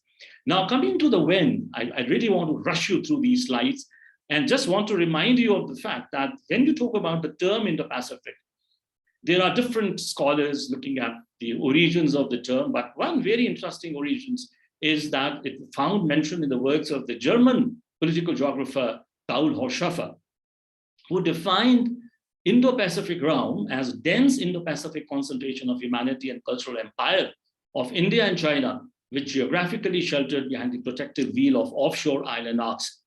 And what is interesting is that when you talk about geopolitics of Indo-Pacific, Holger Harwig also reminds us in his book called The Demon of Geopolitics, that Haushofer did something which was a part of the Western geopolitical tradition, but did it in a very interesting way when he talked about this constant power struggle between the land power and the sea power. And his depiction of history, like Halford J. Mackinder, as a constant great power game between the pirates from the sea and the robbers of the steppe, has been played out, to quote Harwig, since 1945 between the Soviet Union and the United States, and more recently between the United States and China.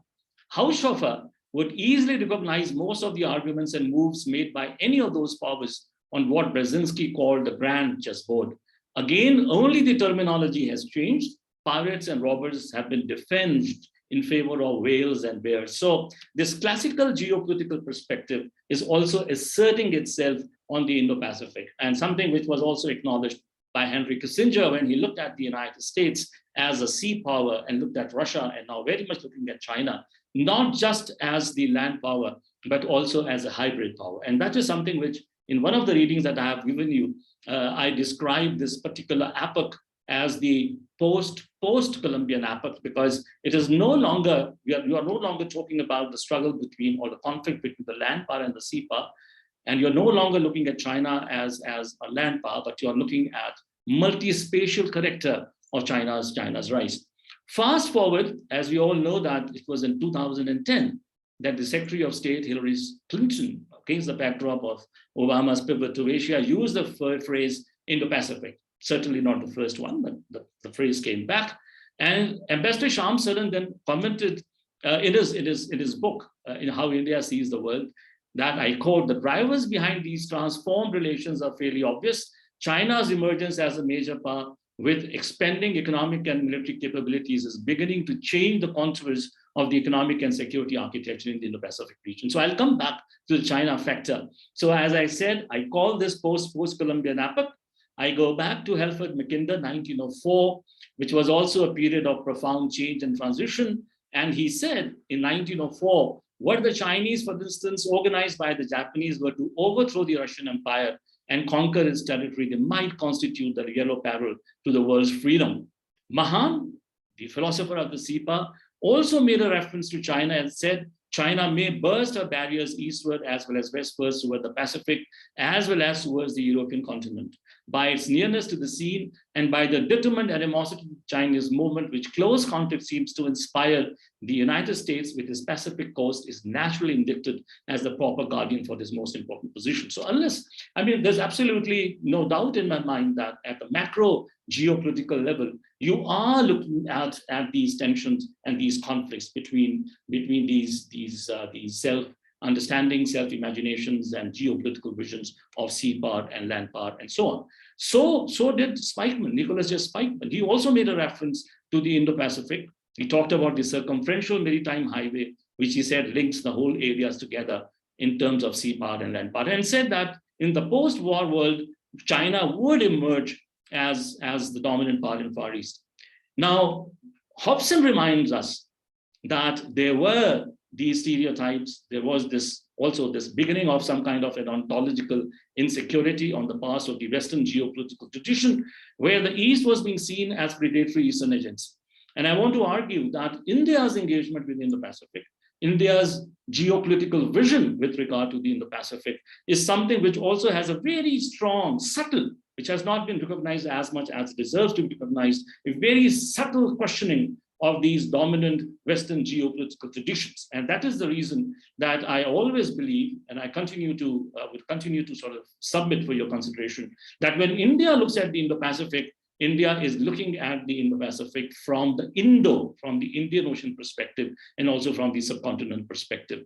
Now, in order to understand where is the Indo-Pacific, we have to go back to this very important, path-breaking keynote address that Prime Minister Modi delivered at the Shangri-La Dialogue. And please note very carefully, from the shores of Africa to that of Americas, I'm quoting Prime Minister, it stands for a free, open, and inclusive region which embraces us all in common pursuit of progress and prosperity. There are many connectivity initiatives in the region. If these have to succeed, we must not only build infrastructure, we must also build bridges of trust. And for that, these initiatives must be based on respect for sovereignty and territorial integrity, consultation, good governance, transparency, viability, and sustainability. They must empower nations, not place them under impossible debt burden. They must promote trade and not strategic competition. Now, it goes without saying that in this vision, you find the vision of a multipolar multiplex, to borrow a term from very distinguished international relations scholar Amitav Acharya, international order, world order. All right, so this is important from the shores of Africa to that Americas. Then it is also very important to acknowledge that India's vision of Indo-Pacific, besides the importance of the Bay of Bengal, the eastern quadrant of the Indian Ocean, and also the southern quadrant of the Indian Ocean, India is very much concerned about the Western Indian Ocean. And to quote Honorable External Affairs Minister of India, one step in building this concept outward is enhancing the Indian Ocean region's community's involvement with and in the notion of an Indo-Pacific. While the nations of the Eastern Indian Ocean and states on the connecting seas leading to the Pacific are defining their vision of the Indo-Pacific, there is room for Western Indian Ocean version of this concept too, in line with our own view that the Indo-Pacific naturally includes our Western Ocean neighbors in the Gulf, the island nations, which is a very important mention of the island countries of the Arabian Sea and our partners in Africa. India's approach to this concept leads us to recognize that both geographical extremities of the Indo-Pacific and everything in between should ideally have their own indigenously evolved approach to the Indo-Pacific, unquote. This vision, as I said, underlines the importance of pluralizing Indo-Pacific, looking at it from diverse locations and avoiding the risk of falling into some kind of a unilinear, universalizing kind of a narrative. Compare this with the geopolitical vision and the definition of the Indo-Pacific by the United States. Now, of course, there is a convergence of interests, undoubtedly. All these four countries, United States, India, Australia, and Japan, are playing a very important role within the Quad framework, but the definitions are not the same. And this is where you have the map of the US Pacific Command, and now it is called the US Indo-Pacific Command. And then you will see that if you go to the website, there are these guiding principles.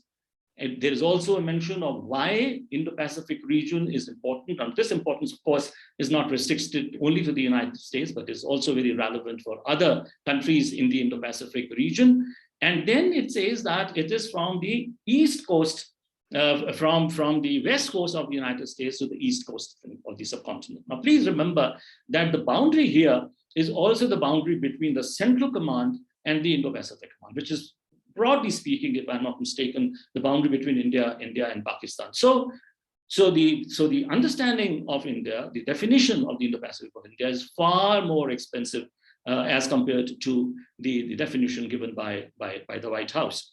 Now, Australia's view of the Indo-Pacific, again, you can see that there is also more of a tilt towards the eastern Indian Ocean, which is quite understandable given Australia's location.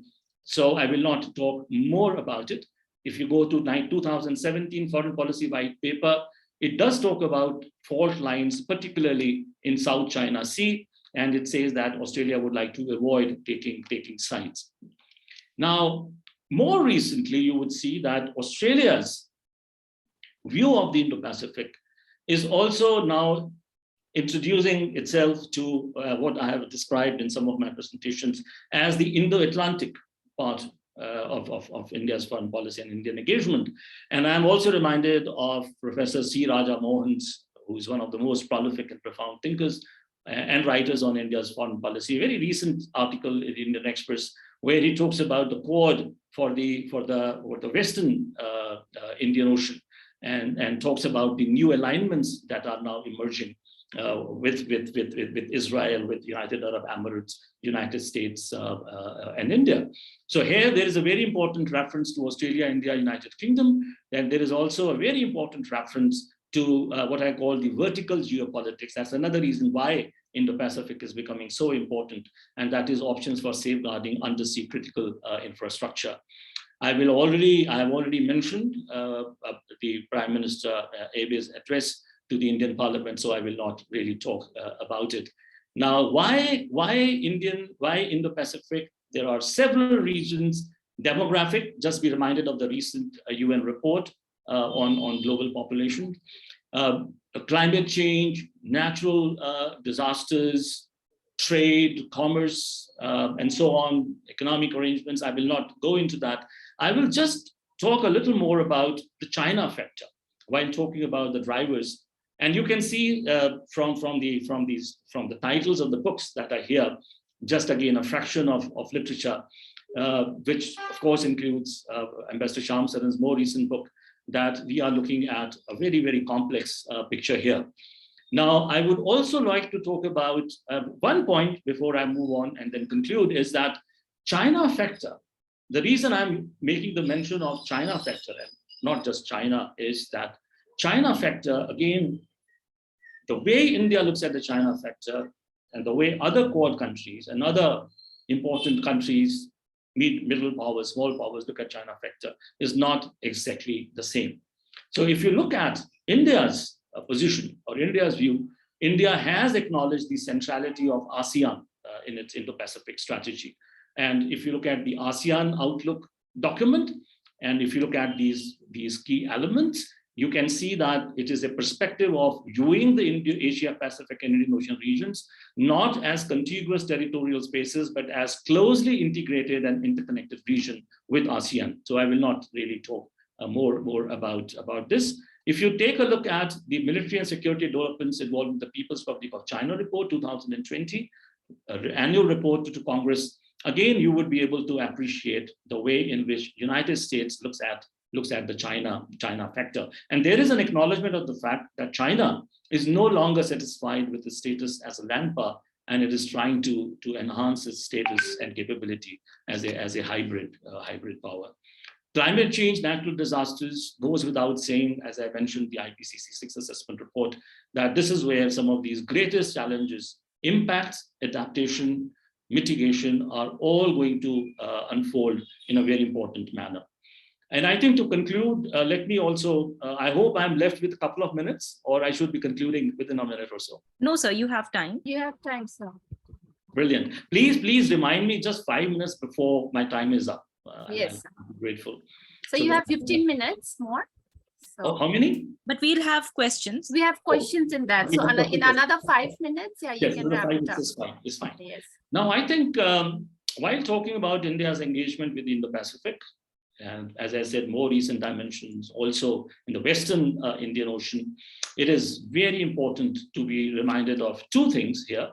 One, as I said, we are looking at the manner in which India is asserting the importance of agency and change.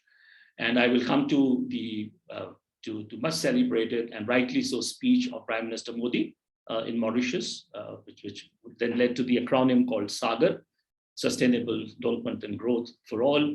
And I want to argue that here, when you talk about India's Indo-Pacific initiative, talk about SAGAR, Shangri-La's keynote dialogue, which I've already referred to. As I said, you can see more emphasis on human security, sovereignty, responsibility, respect for territorial integrity, and so on. So there is a huge potential. And I think that is the challenge for all of us who come from diverse disciplines to work together with practitioners, to work with think tanks, and see how we can work out an understanding of the Indo-Pacific, which helps us to develop non-Western global international relations. Now, being non-Western does not certainly mean anti-Western, but broadening and deepening the meaning of international in international relations. So please visit the website if you haven't done that already, dear students, Indo-Pacific Division of the Ministry of External Affairs, where we are told that on June 1st, 2018, Prime Minister Modi outlined India's vision for the Indo-Pacific region in his speech delivered in Shangri-La Dialogue. And India's Indo-Pacific vision is premised on the principle of ASEAN centrality. And it is based on cooperation and collaboration, given the need for shared responses to shared challenges in the region. And I think that is where I have placed the emphasis. On November 4th, 2019, Prime Minister Modi launched the Indo-Pacific Oceans Initiative at the East Asia Summit held in Bangkok. And if you look at 7 central pillars, each one of these pillars calls for collaboration and cooperation, and not for assertive classical geopolitics that we see, unfortunately, in South China Sea today. Maritime security, maritime ecology, maritime resources, this is where the blue economy becomes so important, capacity building and resource sharing, disaster risk reduction and management, science, technology, and academic cooperation, and trade connectivity and maritime transport. Each one of this building block is important, calls for more interdisciplinary research. It calls for some kind of an intellectual movement and building up of new kinds of solidarities. Now, there are viewpoints which remind us that the concept of Indo-Pacific, if it is being used in a narrow sense, runs a risk. So Ambassador Shiv Shankar Menon, in his book, India and the Asian Geopolitics, does remind us that sometimes the way in which the term Indo-Pacific is being used is not that satisfactory. And it is very important that we tailor the concept, we democratize the concept, and we pluralize the concept. And therefore, the last sentence, I think, is very important, where he says that the concept could be useful if we think of it differently. And I think from India's point of view, what I have tried to argue and illustrate in my presentation this afternoon is that some wonderful beginnings have been made.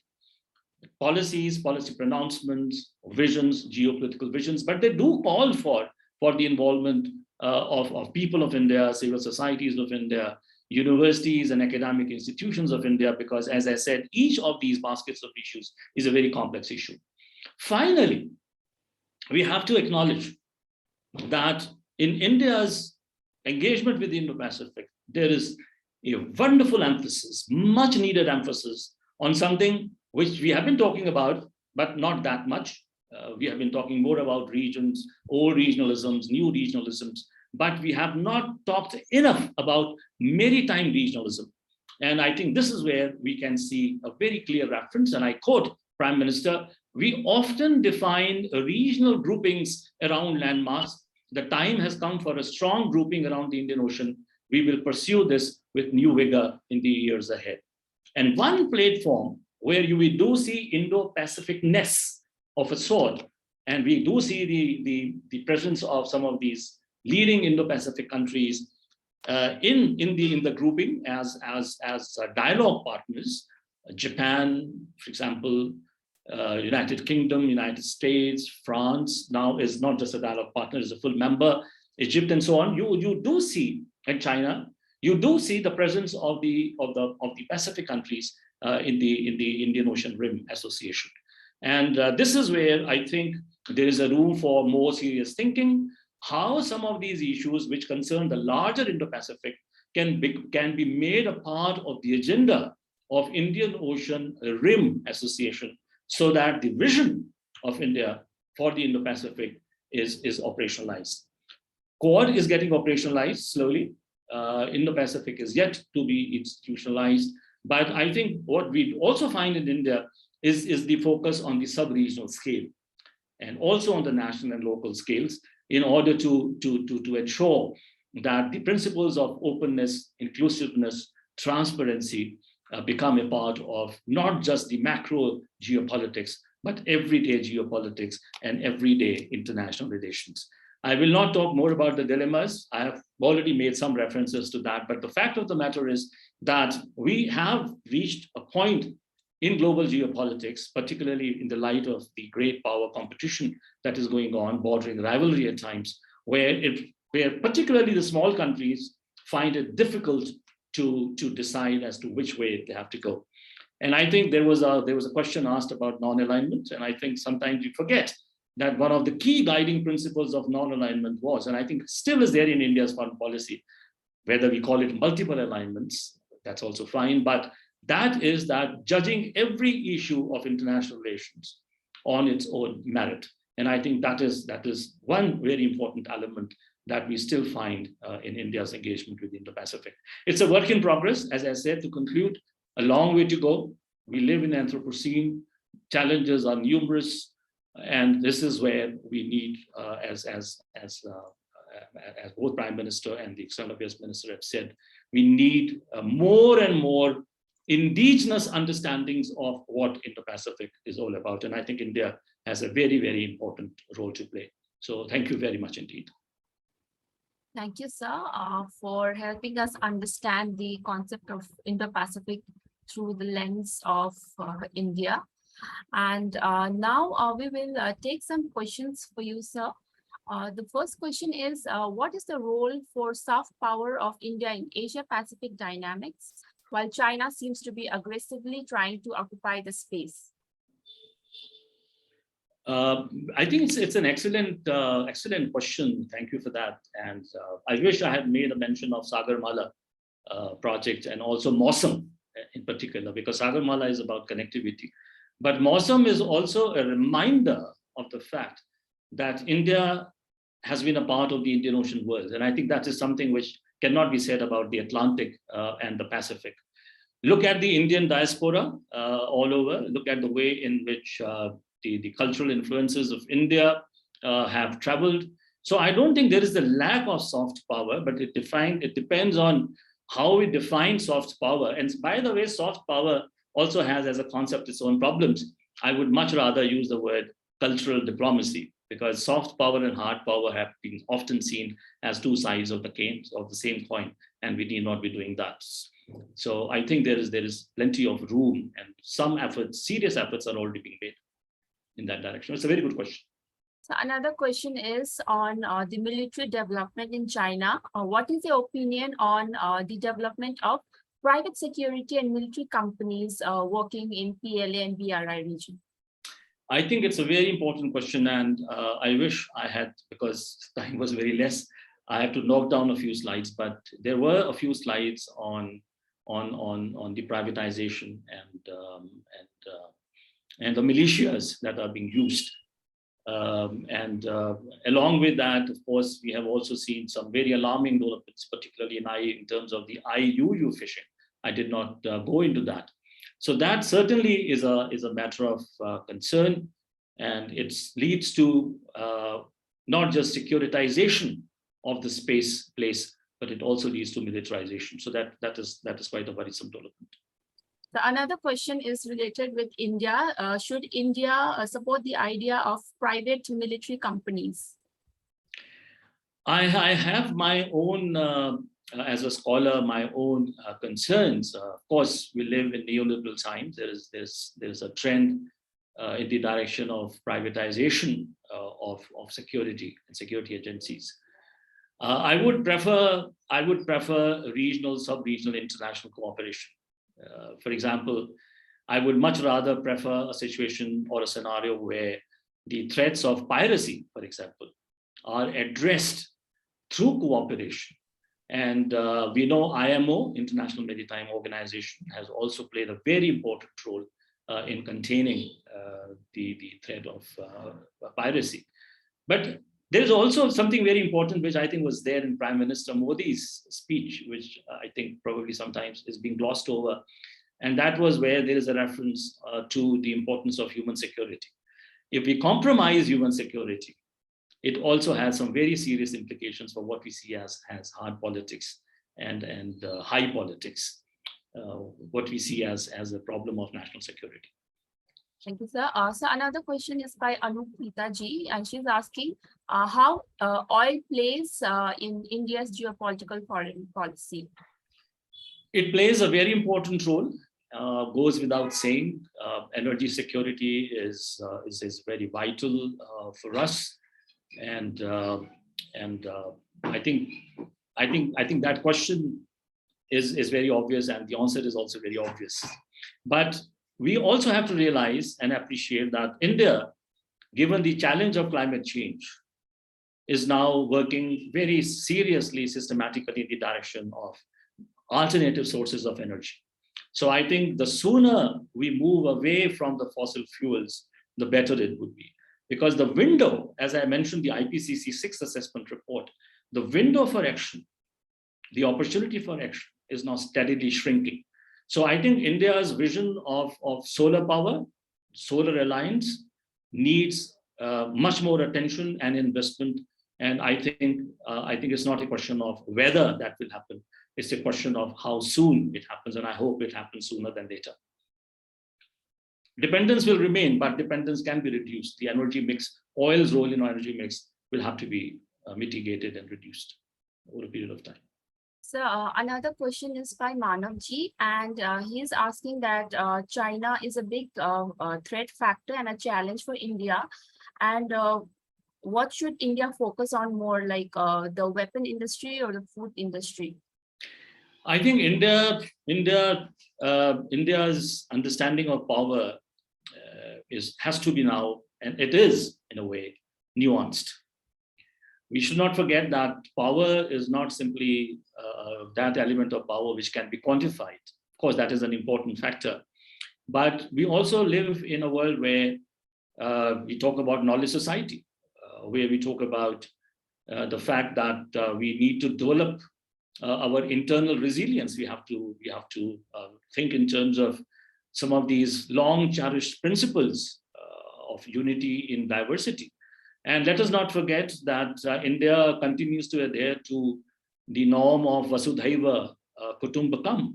And I don't think it is just a slogan, it's not an empty word.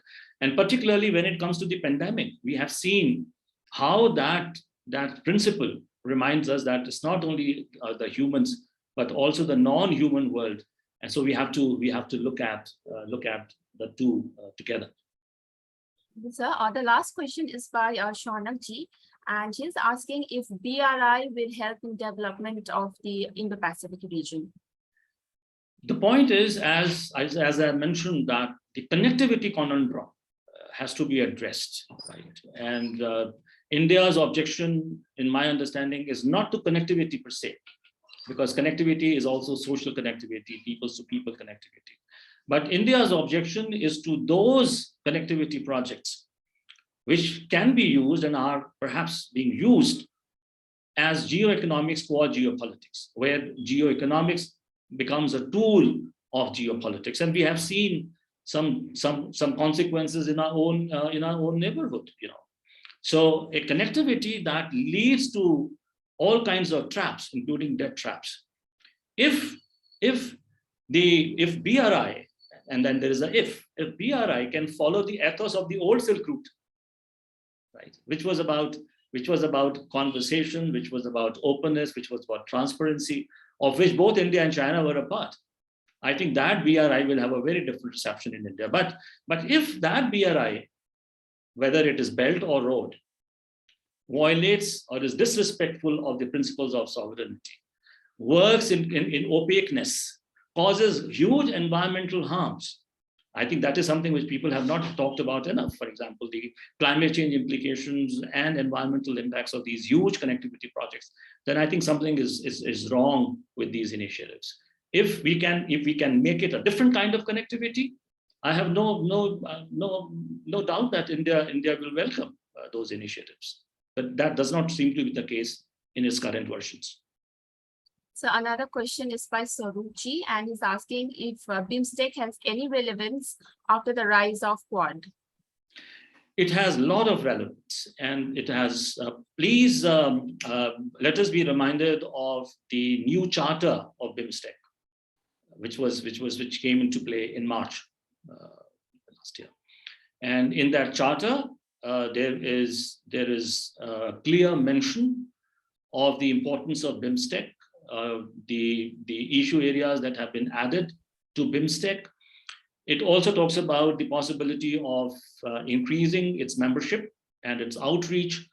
And I think BIMSTEC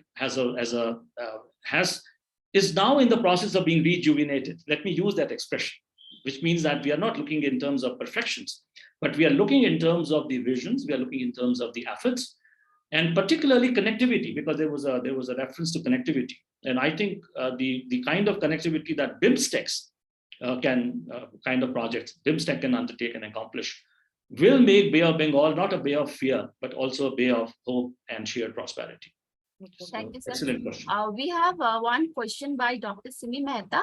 Please go ahead with the question. Yeah, thank you. Thank you so much, Sauravi. Thank you so much, Professor Chaturvedi. It is an honor to listen to you and to meet you again. So first point is that your student from Punjab University, Avni, has expressed her greetings to you. She's a participant here. So what is your opinion about the security first vision and the doctrine of offensive defense of the Modi government?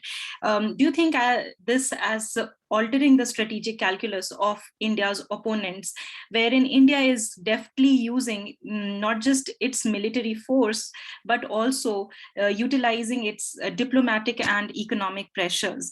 So is this a new India towards the Indo-Pacific, wherein we are no more the rule takers, but also the rule makers? And also quickly, if you could throw some light on the Asian NATO and the Indo-Pacific. Let me take up the Asian NATO first. I don't think India thinks of Quad or Indo-Pacific in terms of Asian NATO. And I think that is something which the quotes from both the Prime Minister and External Affairs Minister of India, and these are just a few quotes, there are several others, will point us in that direction. And I don't think India's Indo-Pacific approach is also obsessed with enmity. I mean, India looks at China as a China factor. And India remains very much aware and conscious of the fact that India-China relationship is a very important relationship. At the same time, India is very rightly concerned and worried about the hostility that we have seen in another direction in our neighborhood. And I think what India is now trying to achieve is a very different kind of diplomacy, and multiple alignments is a part of it. India is far more confident now than I think it was in the past. India's engagement with the Indo-Pacific, I have already said, is much more nuanced. India believes in building block approach. So more recent developments with regard to the Western Indian Ocean are an indicator in that direction. India-France relationship. So India's emphasis on self-reliance, I think, is very appropriate because we know that in international relations, we certainly do not want to be a part of ontological insecurities. Because if you look at India-China, US-China equation, it's not just the problem of mistrust. It is also deep-rooted ontological insecurities, related to identity questions and so on. And I think India today is trying to avoid those traps and tropes of ontological insecurities. Having said that, I think India is now also aware of the fact that our external affairs, and I think the previous speakers have also made a reference to that by talking about the gender justice, for example, is that it is our internal strength. I think it is our internal cohesion. It is our belief and our commitment to unity and diversity that will make India's engagement different. Because now we have reached a stage where we cannot maintain those artificial boundaries between the external and the external. So I don't think I have completely answered your question, but maybe in a roundabout manner, what I'm trying to say is that it has to be a collective effort where we have to generate our domestic energies, and we have to channelize those energies in our initiatives for self-reliance and self-respect. And that's something which we must not compromise at any cost. Yes. Thank you so much, sir. Thank you. Thank you. Dr. Thank you, Saurabh. Sumi. Yeah, thank you. Thank you, Professor Chaturvedi, for such a healthy discussion and taking up all the questions. Keeping the time on mind, now we will move on to the fourth session of our day one training course. The fourth, I would like to call upon our next distinguished expert, Professor Shivashish Chatterjee. Welcome, sir. And sir is the professor at Department of International Relations, Jadavpur University, Kolkata. And sir's topic is the present international order and Indian foreign policy, some reflections. Sir, please go ahead with your presentation. Thank you. Thank you very much. I hope I'm audible. Yes, sir. Okay. So let me say a few things without taking much of your time at the outset.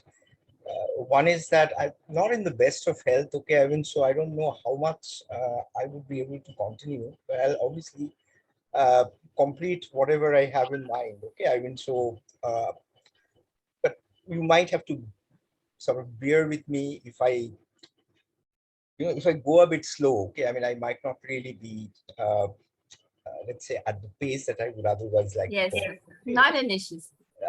But the second thing is most important, which is that, look, I looked at the topics and the resource persons who in fact would be addressing the topic. So what I saw in fact was that most of the topics in fact are directly related to the theme, which is various dimensions of Indian foreign policy. So it was a conscious decision on my part, therefore, that I chose to talk on something which is related absolutely structurally to Indian foreign policy. But nonetheless, I think it serves as a kind of a billboard. It serves as a kind of a wider system or a kind of a wider systemic structure on which Indian foreign policy, or for that matter, any foreign policy, in fact, would really come to operate. In other words, I deliberately decided, in fact, to talk on the international order and the contemporary so-called quote-unquote crisis of the international order, and to see that what specific challenges Indian foreign policy faces vis-a-vis this so-called crisis. So that's the very broad, let's say, agenda that I have in mind. And Sauravi, I don't exactly know how much time I have to myself, but I mean, I very broadly, I intend to speak for about 25 minutes to 30 minutes. Yes, sir, that will be fine. Yeah, okay, and I would be very happy to take down the questions, whichever. All right, sir. Okay, so now the first thing is that, and I don't have any slides to offer. Okay, I mean, I'm just sort of narrativizing a kind of a story, okay, and sharing a kind of a narrative with you. Okay, I mean, and this is something in terms of which I'm trying to make sense of how the international order, in fact, looks like, what really are the challenges before the international order, and then what are the derivatives so far Indian foreign policy, in fact, are concerned. Now, look, right at the outset, there is a kind of a very strange dichotomy in the discipline of international relations. Every discipline would have its own trouble spots. Every discipline, in fact, would have its own problems. International relations, in fact, as a discipline or a sub-discipline, whichever way one looks at it, in fact, has plenty of, what you call problems and troubles. But one of the things is this, look, there is a kind of a dichotomy between what is called a structural or a systemic reading of the dynamics of international politics on one hand, and the more agential, more unit-based analysis of foreign policy on the other. Okay, I mean, and I think it is in the fitness of things that I say a little bit about this as a kind of an absolute immediate backgrounder before I take on to some of the broad observations that I wish to share with you with regard to the nature of the international order. So the first is this, that look, generally the more dominant way of understanding international relations in the last 30 years, if not a bit more, in fact, had been what is called the systemic or the structural, interpretation, or the systemic or the structural approach, whereby the understanding, in fact, is this, that we need to have a clear understanding of the international system structure, the way in which the international system structure functions. If we understand the way in which the international system structure functions, then understanding foreign policy, in fact, would, in a sense, become much more easier. But there is a clear sense in which I think the prioritization works very differently here. So if you are a systems specialist, or if you're a structuralist, be it a kind of an offensive structuralist like Mersheimer, or you are a kind of a defensive structuralist like Kenneth Walls, the idea, in fact, is that the international system structure is an anarchical structure, bereft of a central regulatory authority, and it sends very specific signals to units which are isomorphic. So you can have a wide diversity of units within the international system, but the crux of the matter is that every unit, which is essentially a sovereignty building unit, they're structurally and functionally alike. Okay, I mean, so in other words, we live in an international system populated by states, and states, according to this reading, they are structurally and functionally alike in as much as they're all security organizations of some kind. Doesn't mean that in fact, all states are good at providing security. Some of them, in fact, may be very bad at providing security, but nonetheless, their functional derivative is, or their functional identity, in fact, is as security providing associations or organizations of power. So the idea, therefore, is that, look, the system emanates a set of common signals on the units.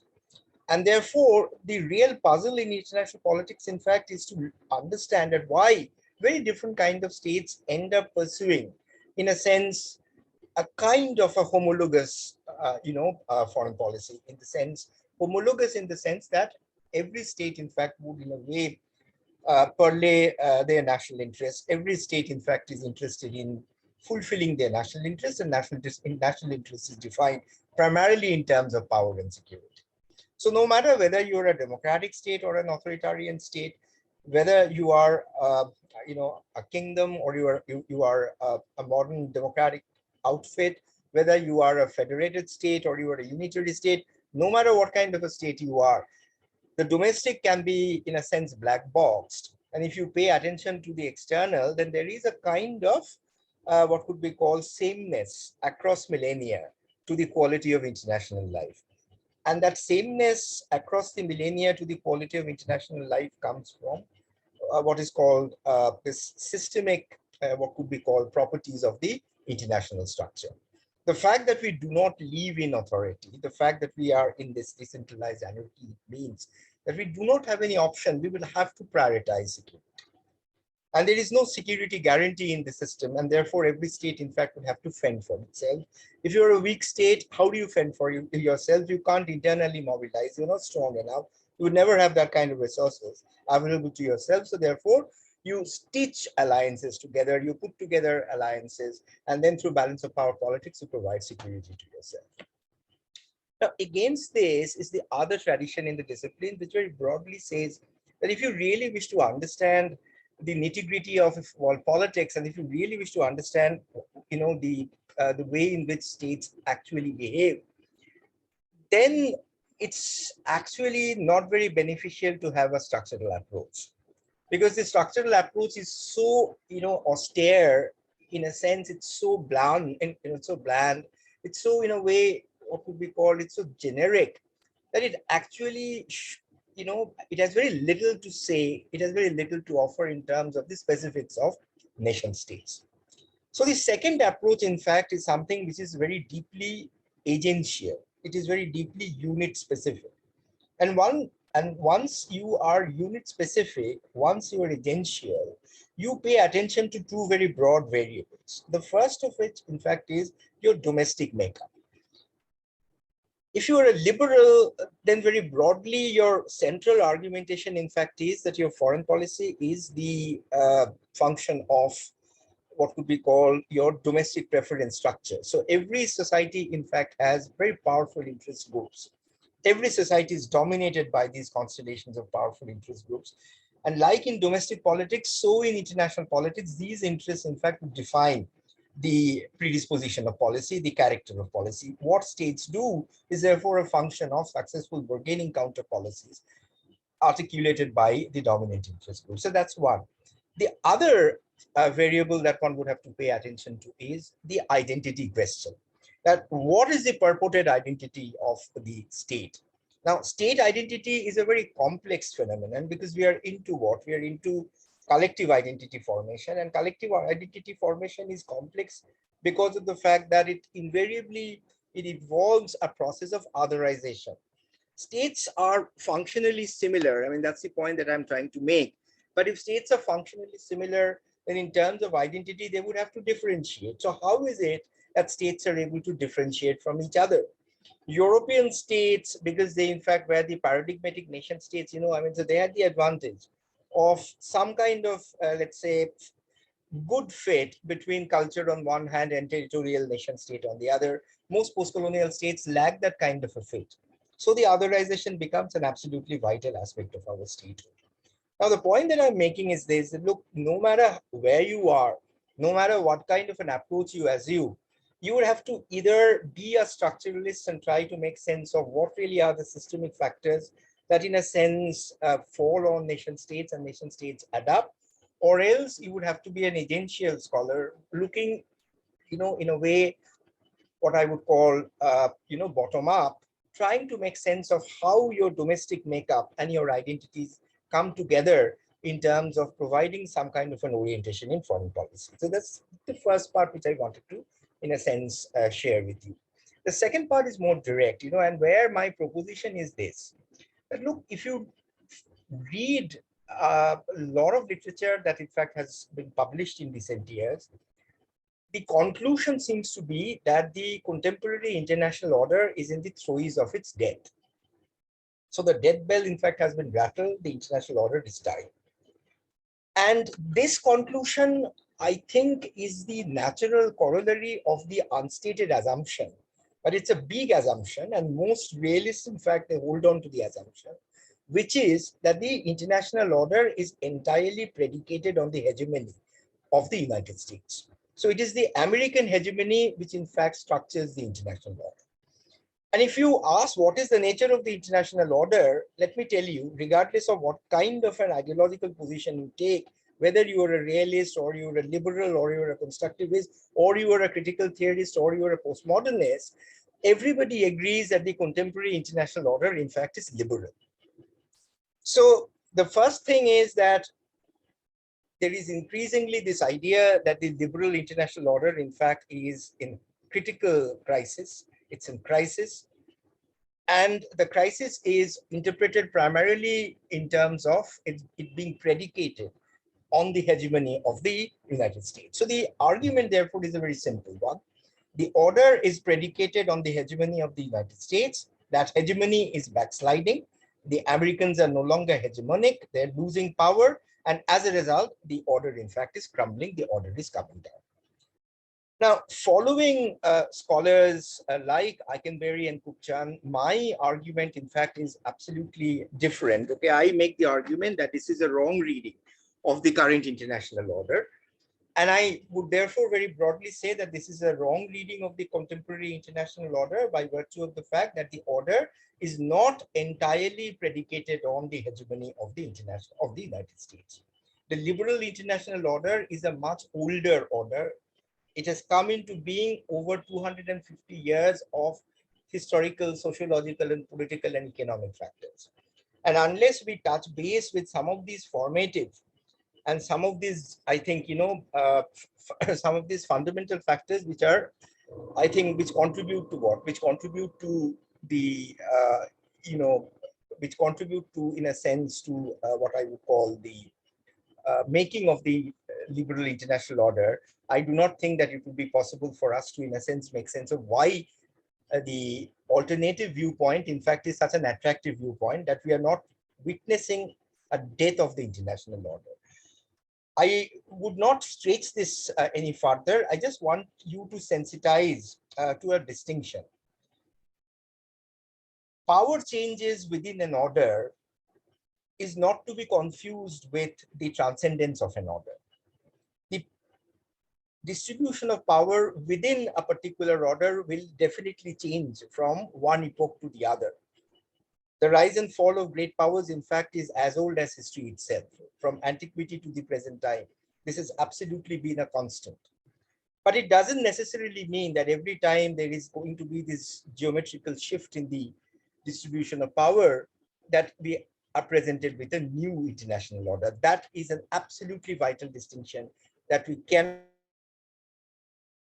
take our eyes off from. Okay, I mean, so that's the argument that I'm broadly, I think, driving at. But what we are witnessing in the contemporary time, in fact, is major shift in the distribution of power within the liberal international order. What we are not seeing ipso facto as a natural corollary is the death of that particular international order. Now, why I'm saying this is because that if you scrutinize the liberal order, you would find that that liberal order is essentially a project of modernity. And as a project of modernity, that order, in fact, is essentially based on many centuries of sociological and historical processes, which in fact had congealed in the, in Enlightenment and the derivatives of the Enlightenment. And as a byproduct of Enlightenment, the values that we live with, it is absolutely, I think, unexceptional. It is absolutely clear that no matter which kind of powers rise and which kind of powers fall, there is hardly any shift in terms of the significance of these values that in fact have become, I think, part and parcel of modern life for a very long period of time. Let me share with you three basic primary values which in fact undergird the contemporary liberal order. The first, in fact, of this is territorial sovereignty. And you do not find that there is any, what you call any severe problematization of territorial sovereignty, despite the fact that despite the fact that we have witnessed maybe, about 20, 25 years back, if you look into the heydays of the European Union, it was possibly one instance where there was this experimentation with a new kind of a political community. But if you look at present, I think there has been an absolutely recursive return of territoriality to the central, what we call absolutely central political project of our times. The second, in fact, is, as I was telling you, modernity by and large. So modernity by and large, in fact, is a set of value systems that we live with. It's faith in reason by and large. It's essentially a belief that civilization is what? Civilization, in fact, is an attempt to find solution against the scarcity of nature. And technology and science, in fact, are the panacea that we have. And we all agree to this, despite the fact that we have climate change, despite the fact that we have the problems of the Anthropocene. But there's just no way that, we've sort of moved away, let's say, from the belief in an order which is based on science and technology. And you would see this reflected in every way. Look at our educational systems. look at our, look at our administrative systems. Everything, in fact, across the world is sort of predicated on the recognition of science and technology. And the final virtue, the final element rather that I draw your attention to, which is the, in a sense, which is the bedrock of the modern international political order, in fact, is the market-based liberal economic system. Now, again, you might obviously say that we are witnessing a lot of rise in economic nationalism and protectionism, but the basic rules of the game, they have not changed. We still occupy very much an open trading system. The WTO is the fulcrum of the international political economy, and the major international institutions, which in fact are political economic in nature, if you look at them closely, where, be it the IMF or the World Bank, they're essentially part and parcel of an open liberal international order.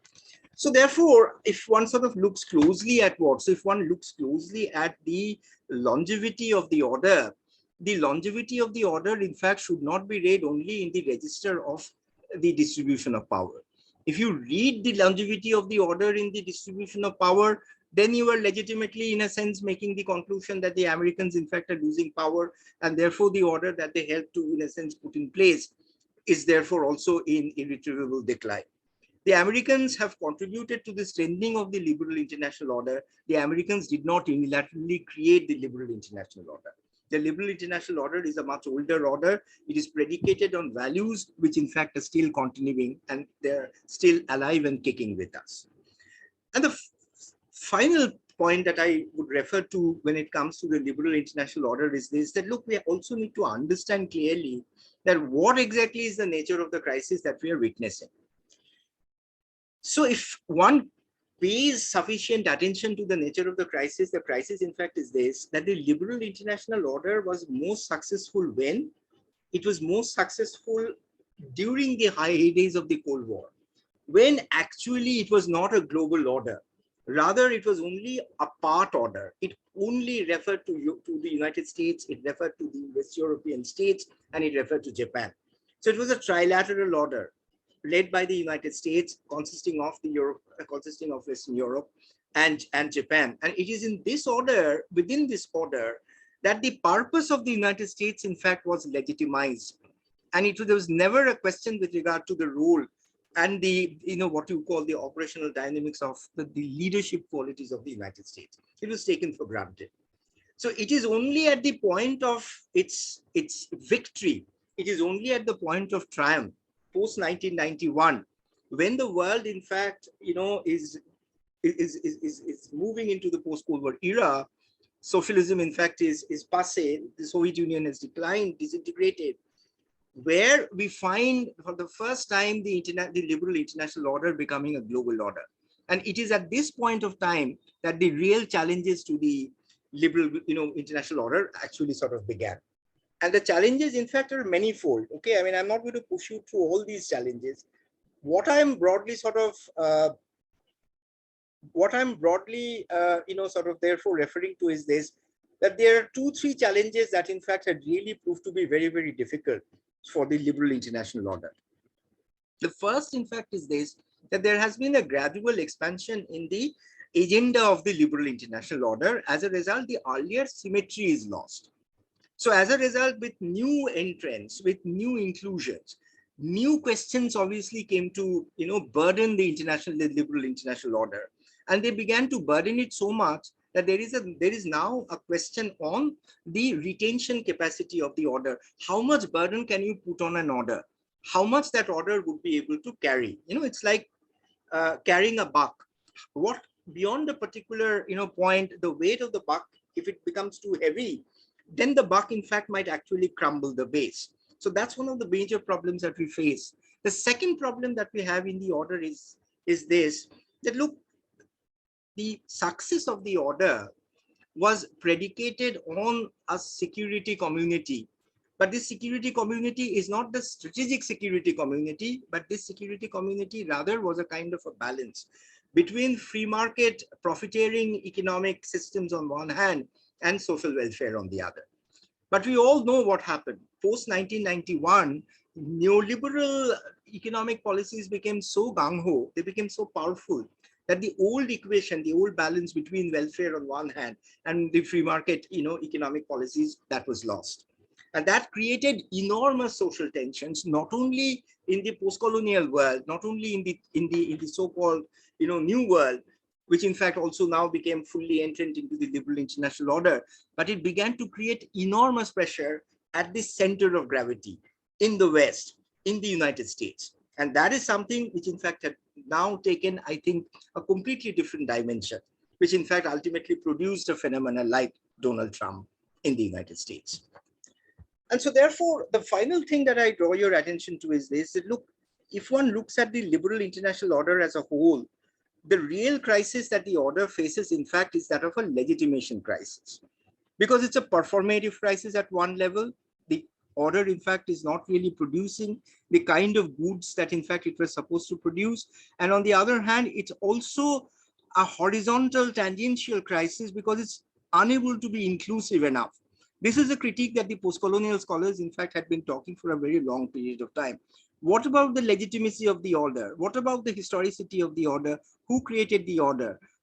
And therefore, what about questions of inegalitarian practices? What about the questions of inequality at large? What about the questions of hierarchy? And I think it is in this context that one would have to understand some of the long-lasting challenges that the Indian foreign policy establishment would have to very carefully navigate. And let me tell you that if you take a long view of things, then you can very clearly establish three specific aspects to these challenges, all of which, in a sense, they naturally come out of the perils of the liberal international order or the problems of the liberal international order. First of these, in fact, would be economic. And if you look closely to the economic, what in fact has happened is that there has been an absolutely unmistakable shift of emphasis from the G7 orientation to the G20 orientation of the world economy, which in fact has been strengthened by the fact that the economic recession post 2008 onwards has in a sense clearly driven home the point that it is countries like India and the sagacity that a country like India in fact had shown in pursuing a liberalization and globalization policy which was much more regulative compared to the kind of all, tout adjunct mouse, all open door economic policy or globalization and liberalization of countries like the US, which in fact had proved to be far more successful. So this has invariably created much more lateral weight to countries like India, not only by virtue of the fact that our economic performance in fact has improved over the years, which is definitely one of the factors, but also this shift that I am talking about. And as a result, what you find is that these questions in fact are now coming up. What about the decision-making formula within the IMF and the World Bank? Why is it that we would still be carrying practices, and why is it that we would still be regulated and decided by practices that were situated, that were done at a time when these countries in fact were absolutely in a sense not there? So an institution which comes into being when India as a country in fact was not independent, why is it that a country of India's caliber, of India's size, of India's strength would have to carry the deadweight of institutions, of practices which in fact are grossly unfair? So I draw your attention to the work of Andrew Harrell, whose work on international order in fact focuses absolutely on this aspect of it, which is egalitarianism or inegalitarianism and hierarchy. And the whole point is this, that the post-colonial counter, therefore, when it comes to the economic forum, is against this inegalitarianism. It is against this principle of hierarchy. So whether it is with regard to food security, whether it is with regard to India's insistence that there must be greater labor mobility when it comes to skilled labor, dissociation of labor standards with WTO, all these in fact are emblematic, let's say, of the lateral, I think, proliferation that a country like India in fact has been trying. And in this effort, India obviously finds company with like-minded states. India joins with states like Brazil, India joins with states like South Africa, India often joins with states like China, despite our enormous differences and geopolitical tussle. So that's one part of it. The second is political. You see, the fraying of the liberal international order has also meant that countries like India, in fact, they've found what? They have found space to mount three specific political arguments.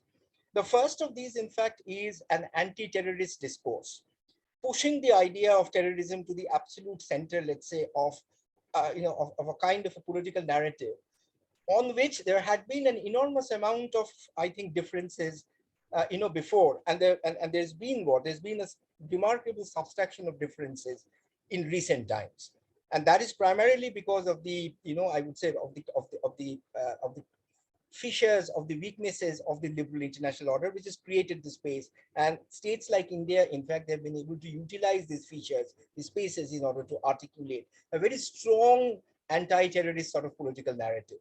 The second, in fact, is problematizing democracy. This is a very interesting, I think, template. Many scholars, in fact, and many policy analysts believe that our template is democracy. But if you look closely, India, in fact, had always been very wary of pushing democracy as a value, not because of the fact that Indians, in fact, have any trepidations with regard to democracy, but because of a much older argument. This is an argument which, in fact, was originally formulated by Tilak. And this was, in a sense, also, there in the very famous essay that Nehru wrote, A Foreign Policy for India, in the 1930s. And that argument, in fact, is a very simple argument. That argument says that, look, international relations gets complicated if particular ideas become drivers of international politics. So if you say that we need to have a club of democracies, invariably there is going to be a club of democracy pitted against a club which in fact would be non-democratic states. And for a state like India, which has been motivated much more by considerations of honor, more than any other political value, I think India appreciates this far more than the Western countries. That there are states like China, there are states like Iran, who in fact are who are extremely sensitive on questions of honor, but they would be obviously very, very difficult. They would be very difficult when it comes to, let's say, sort of, positioning in terms of democracy. And the third thing the third political value that I draw your attention to, and this is also very significant in my opinion, is that the crisis of the liberal order, in fact, has meant that the Indians, in fact, have also very broadly, been making the argument that there has to be enough space within the international system. So the specific genius and the specific communitarian identity of states would matter. This is an argument that India did not really make in the earlier times, but given our domestic configuration, this argument now becomes a very powerful argument. And you can find the echo of the argument happening in various kind of fora, where Indians are very broadly making the argument that, look, every people, in fact, has a genius of their own. And one size fits all, in fact, is a very wrong, anti-democratic, and a wrong kind of a principle to adopt. And so therefore, we need to be open-minded. We need to be accommodative of the communitarian differences, and therefore not see everything through the prism of liberalism. In other words, the politics of the of the crisis of the liberal order is a sensitization, a simple sensitization, that let us not equate democracy with liberalism. Democracy is a much older idea. Liberalism, in fact, is a much newer idea. And the equation between liberalism and democracy is fraught. Similarly, if you look at the climate argument, as we all know, in the last 5 years, I think Indians, in fact, have made unprecedented, I think, concessions when it comes to the climate. I mean, one can obviously say that what is the alternative? If the climate is gone, then in the long run, we are all gone. But nonetheless, I think it's absolutely essential to pay attention to the narrative structure when it comes to India's, climate, what you call negotiation. What is that narrative structure? That narrative structure is predicated on the difference between collective responsibility, collective but differentiated responsibility. So the argument that India makes, in fact, is that India is absolutely committed to the collective responsibility towards environment. But we need a responsibility which is historically sensitive, which in fact would not put every country in the same bucket, which in fact is sensitive to difference in capabilities, sensitive in differences in industrial, what you call, industry in the phase of industrialization, sensitive to needs of the countries. So all these things put together, my final point, in fact, is this, that look, our foreign policy navigation, in fact, has become very difficult in contemporary times because of a variety of reasons. But one of the fundamental reasons why our foreign policy narrative, in fact, has become very difficult is because of the, I think the crisis to which the liberal international order, in fact, is following. And I would end by simply putting across four major, what you call challenges before you. I'm not developing them. We can have some discussion if there is some time. The first of these is that, look, the contemporary epoch is witness to a new geopolitics of fluidity. And the more fluid geopolitics becomes, the more uncertainty, in fact, is going to be there. The movement is definitely from the unipolar to the multipolar, or some kind of multipolarity. It's very difficult to say what kind of multipolarity it is, but it's going to be a very difficult and a very complex world into which we are moving. The second is that, look, there's been a problematization of globalization. Okay, I mean, anti-globalization is possibly a wrong word to use, because despite the setbacks, the centrality of data, science, information, and the reconfiguration of the digitalized global political economy remains. So we can't really, therefore, forget the scientific advancement. We can't forget that we live in the age of digitization. So therefore, science and technology, it would always produce its own challenges. It would always produce its own push. So we can't really, therefore, despite our reservations vis-a-vis globalization, we can't give up on globalization either. The third, in fact, would be, the waning of the ecological crisis that lurks in the Anthropocene. Okay, the COVID pandemic is possibly the most dramatic example of something that happens. But what is critical, I guess, is the need to work out some kind of collaborative projects within the limitations of an industrial society. So again, because that's a critical structural variable that we would have to always keep in mind. And the final, I think, point is this, that we are increasingly witness to a new kind of aggressive nationalist populist politics across the world. And no matter what kind of foreign policy India assumes, we would have to again shift and navigate through a world which in fact is far more volatile compared to the world which was there maybe about 20 years back. So I read many of these challenges in terms of the perturbations underway in the current international order, because that is the billboard, that is the wider structure within which India as a nation state in fact functions. It is not an international order which is crumbling. The liberal international order in fact has a larger life into it, built into it. The project is a more historically robust project, but there are unmistakable challenges. And unless we rise up to the challenges, and unless our foreign policy, in fact, is geared to an understanding of the complexities of our times, I think some of the shocks that we encounter in recent years would remain with us. And it shouldn't surprise us as students of foreign policy. Foreign policy is always an unpredictable, what you call terrain. And given the fact that it is an unpredictable terrain, so there will always be an element of, I think, indecisiveness, indeterminate, I think, indeterminateness lurking in foreign policy. But that is the fun of international affairs, I guess, that you can't really see what is coming around the bend. Thank you very much. Thank you, sir. Thank you so much for enlightening us with such profound insights on the topic of international order and foreign policy. We have some questions for you, sir. The first question is by Malik Moinji, and he's asking if the liberal international order will endure under the Chinese supremacy. And if not, does this mean that Western hegemony will maintain the order? I think it's a very interesting and a very important question.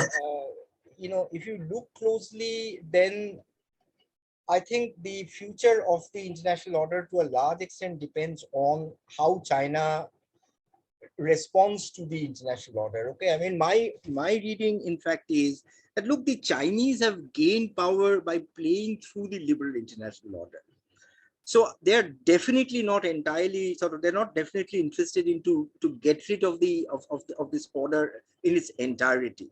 They're not happy with one particular aspect of the order, which is in terms of the political values associated with it. Okay, I mean, they're not happy with democracy, the way that we understand democracy. They're not happy with freedom.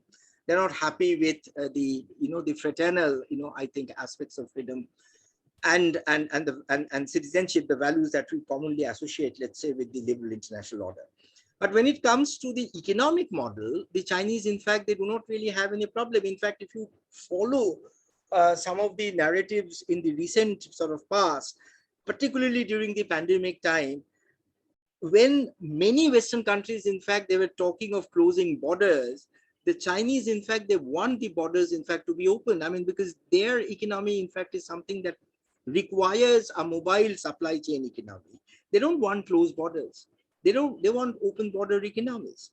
So therefore, I think it's something where I think a very decisive answer is going to be very difficult to give. If the Chinese eclipse Western hegemony, we're definitely going to see a reordering of the international order. And the order that is going to take shape is not going to be a liberal international order in the political sense of the term. I do not think that even if that happens, in economic terms, we would see a very fundamental shift. But one major shift that is definitely going to take place is this, that in place of the American hegemony, the Chinese hegemony, in fact, would become the bugbearer of the order. So that change obviously is going to take place if the Chinese overtake the Americans. So another question is by Yashveer Ji, and he's asking if India is still following the idea of political liberty set by the West. I mean, I think the question can be answered in various ways. So when it comes to political liberty, well, I'm aware of the fact that our domestic narratives, in fact, are much more contested than at any time in the past. And as a result, the international, I think, approbation or of our of our democracy and freedom, in fact, is something that really make us worry. Okay, I mean, so if you look at the ratings now, whether you take the ratings to be important or not, it depends on your own ideological position, your own standpoint. But the fact of the matter is that if you look at if you look at the West, definitely the West, in fact, has not been really very happy with regard to what's happening in India in terms of its political values, particularly when it comes to liberty, when it comes to religious freedom, when it comes to pluralism, when it comes to democracy. But when it comes to international relations, I think, this is where I think the answer has to be calibrated, or the response has to be calibrated. When it comes to international relations, I mean, India still remains one of the most powerful voices in support of political liberty. Because in international relations, what is political liberty? In international relations, political liberty, in fact, is the right of every state to talk, the right of every state to ultimately sort of, realize its own destiny according to its own plan. So Indians, in fact, have been absolute champions when it comes to, I think, articulating this right in international platform in one for after the other, unmistakably. When it comes to our domestic milieu, there are problems. I think I would leave it at that. Another question is by Anuprita Ji, and she's asking, how do you define collectively differentiated responsibility? I mean, so collective and differentiated responsibility broadly, I think, is a conjugation of two principles. The first is that there is a recognition that environment is a collective responsibility. I mean, although we live in territorialized world, but environment cannot be territorialized. Okay, we have not invented a broom or a vacuum cleaner which is going to only clean my sky. So we can't do that. So as a result, if the environment, in fact, is unclean, then the cleaning of the environment would have to invariably be a collective responsibility. Now that means what? That means that we have to be careful of the carbon footprint that each country generates. So India is the number 3 country when it comes to the generation of carbon footprint. And so therefore India recognizes that it has to reduce its carbon footprint. It has to change to much safer, environmentally safer technologies. But on the other hand, India also has been absolutely vociferous in making the argument that not every country, in fact, can carry the same weight when it comes to responsibility, or carry the same cost, pay the same cost when it comes to the execution of the responsibility. So there is a recognition that the responsibility is a common responsibility, no escaping the fact that it is a collective responsibility. But the cost of shouldering this responsibility would have to be historically, politically, sociologically sensitive. So we can't really forget the fact that the Western countries in the past have been absolutely reckless when it came to the environment. They did nothing. So what about their contribution to the pollution? Just because we are into present times and countries like China and India, we are now, front loading our development. We are fast tracking our development. It's entirely wrong on the part of the Western countries to dictate and to tell us that, hey, you slow down, because if you don't slow down, then the pollution rate, in fact, is going to be skyrocketing and everything is going to come to a standstill. Now, that's something which is absolutely morally wrong, unacceptable. So the responsibility is common, but the cost sharing has to be differentiated. That's the idea. Another question is by Preeti Boluji. And the question is, what does it mean when you say that there is downfall of liberal international order? Can you give some examples? No, I did not say that there has been a downfall of the liberal international order. I said that there has been important power shifts within the international order. But I want everybody to recognize that the power shift within an international order is not the collapse of the order. So there is no qualitative shift in my reading so far until this point of time in the nature of the international order in which we live. We still live in the liberal international order because the axioms of the order, in fact, they have not fundamentally changed. We still live in nation states. We still live in a world which is protected by, the idea of non-interference, non-intervention, sovereign equality of states, rule-based international order, liberal economic institutions like the WTO, like the IMF, like the World Bank, and a whole series of other institutions that take care of a whole lot of other collective, functions. So that is the kind of an international order that we have been living. And you would not really be able to give me a single example where a fundamentally different institution, in fact, has come up, or a fundamentally different value, in fact, has suddenly become a legitimate, internationally accepted value. So there's a lot of cogitation within the system, but the cogitation complex power shift that is taking place. The American hegemony is on the decline. The Chinese, in fact, are on the up. The Russians are somewhere in between, but that can't be ipso facto equated with the collapse of the international order. So another question is by Prakash Ji, and he's asking, how do you see India-Russia relations in the emerging scenario? So I think, I use the word complex navigation. Okay, I mean, so one point is very clear, whether you read the non-alignment 2.0 document or the recent document which this government, in fact, has come up with. So one is a center left and the other is a center right document. Look, I mean, if you make a content analysis of the words and the phrases, they're so similar. So the primary, I think, idea is strategic autonomy. And if you focus on the idea of strategic autonomy, then the whole notion of strategic autonomy, in fact, is that we need to leverage our relations with all the great powers. We are not going to ally with anybody else, and we are not going to be singing to the tune of a great power, because that is going to be, deleterious to our interests. So we're not going to put all eggs in one basket.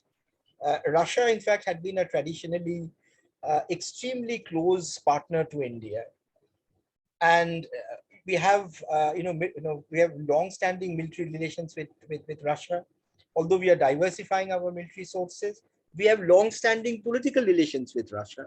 And on some values, let me, I think, underline this point, we are closer to Russia compared to many of the other West, what you call West European states. So therefore, there is absolutely no possibility of any major scission in Indo-Russian relations. Although India, in fact, would be navigating very, very, I think, carefully.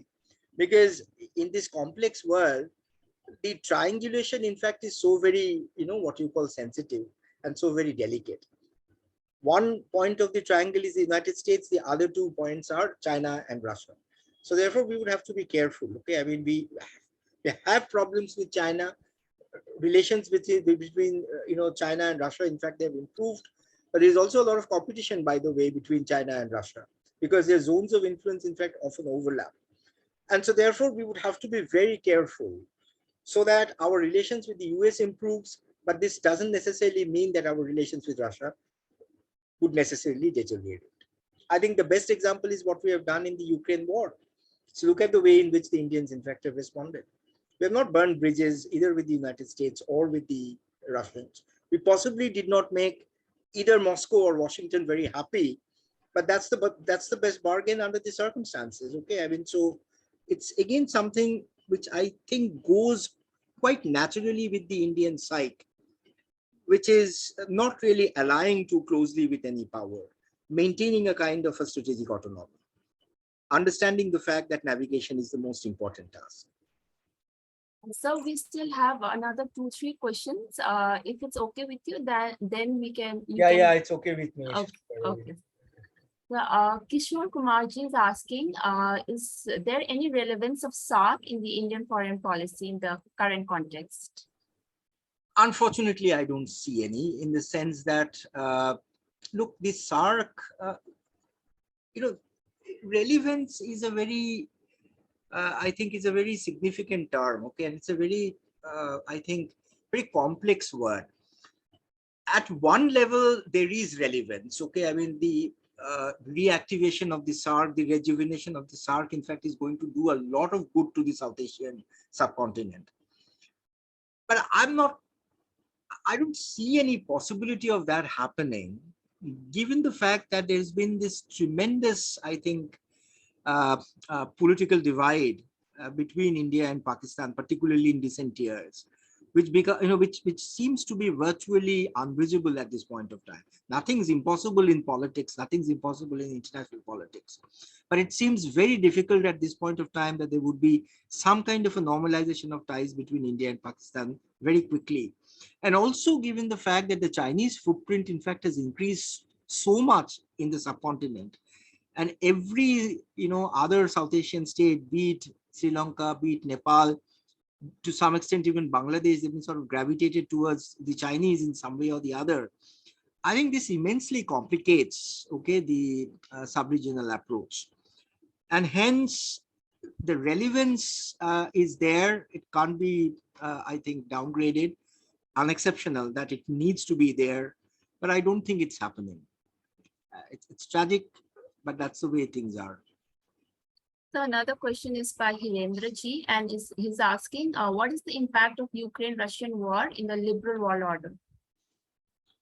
Well, I think I'll say three impact. One is that it has obviously brought the liberal world together, no doubt about it. So the war, in fact, has galvanized the liberal, whatever remains of the liberal international order together. So that's the positive impact. The second is that it's proof that one of the central axioms of the liberal order, in fact, they are, one of the central axioms of the international order is definitely under threat, which is a great power can flout the rule-based order if it wants. And if the Russians could do it in Ukraine, and we couldn't really deter the Russians from doing it, then one doesn't know what happens tomorrow to Taiwan. If the Chinese, in fact, think that the best way to resolve the Taiwanese problem, in fact, is to simply, militarily eat up Taiwan. So if that happens, one doesn't know what is going to happen. But it's taken a huge knock, because it clearly, I think, challenges one of the central pillars of the liberal order, which is what? Which is the belief in the rule-based order. Our transactions, in fact, are peaceful because our transactions are rule-based. The moment there is a challenge to the rule, it is a veritable crisis, let's say, to the order. And the third last point is that it has also, in a sense, I think, shown very clearly that the alternative political axis, in fact, is now possibly at its strongest. And it's much stronger compared to the Cold War times. Okay, in the Cold War, there was a neat binarization between the Western world on the one hand and the Soviet world on the other. But now everything is so intermeshed, everything in fact is so complicated that it becomes very difficult, in fact, to, in a sense, identify from where the threat to the liberal order, in fact, is coming. I mean, does it really not shock us that some of the most, I think, vitriolic criticisms of the liberal order, in fact, have come from the liberal societies themselves? It does not necessarily come from Russia. It does not necessarily come from China, but it has come right from Europe and from the United States itself. So I think what the Ukraine war, in fact, has done is that at one hand, it has galvanized the liberal order, but on the other hand, it's also shown that the order is frail. The order, in fact, is weak. It has wobbly knees, and one doesn't actually know that which way the order is going to move. So now last question by Panchali Sen, and she's asking, please give some insights on global warming and the liberal international order. No, I mean, I don't think that the problem of global warming, in fact, has anything specific to the liberal international order. I think just two immediate responses to this. One is that, look, the liberal international order, given the fact that it emphasizes rules, institutions, I think compared to any other order, the issue of climate can be possibly best tackled through the liberal international order. Okay, I mean, I do not think that there is any other architecture through which a complex, complicated issue like the climate change or global warming, in fact, can be can be dealt with. Okay, I mean, so therefore the liberal order, because it's a rule-based order, it's institutionalized, so it offers an enormous opportunity to deal with such problems. But the second thing is a bit of a negative, which is that, look, one of the fundamental points about the liberal international order, I think one of the fundamental point about the liberal international order is the belief in science and technology. So therefore, if you believe in science and technology, even when you are confronted with a problem like climate change or global warming, the idea is that you would galvanize, you would mobilize science and technology in order to resolve problems which are in some way created by science and technology. So therefore, there is a kind of a blind spot within this order or within this conceptualization, which is that, sometimes some analysts, in fact, they make this point very vociferously, that the solution to the problem seems to be a part of the problem itself. Now, my simple submission to you is this, that I do not know of any other order which can provide us with any other alternative model of resolving as serious an issue as global warming. So how is it that we can fight an issue like global warming? I mean, we can't go back to the days of the bullock carts, can we? Okay, we can't turn back the days, or industrialization. We can't, therefore, sort of, in a sense, slow down in the real sense of the term. So every solution that we are thinking of would have to be at the level of the achieved levels of civilization. So you can't therefore go back. So if that is what seems to be the parametric condition, then the liberal order, I think, has the best potential in dealing with the problem. Whether it would succeed or not, I do not know. But in terms of its properties, it definitely shows promise. Thank you so much, sir, for the discussion and taking up all the questions from the participants. Now, I would like to end this session. And thank you once again, Professor Subhashis Chatterjee, for your time and the discussion that you gave. I hope it was helpful to all of us.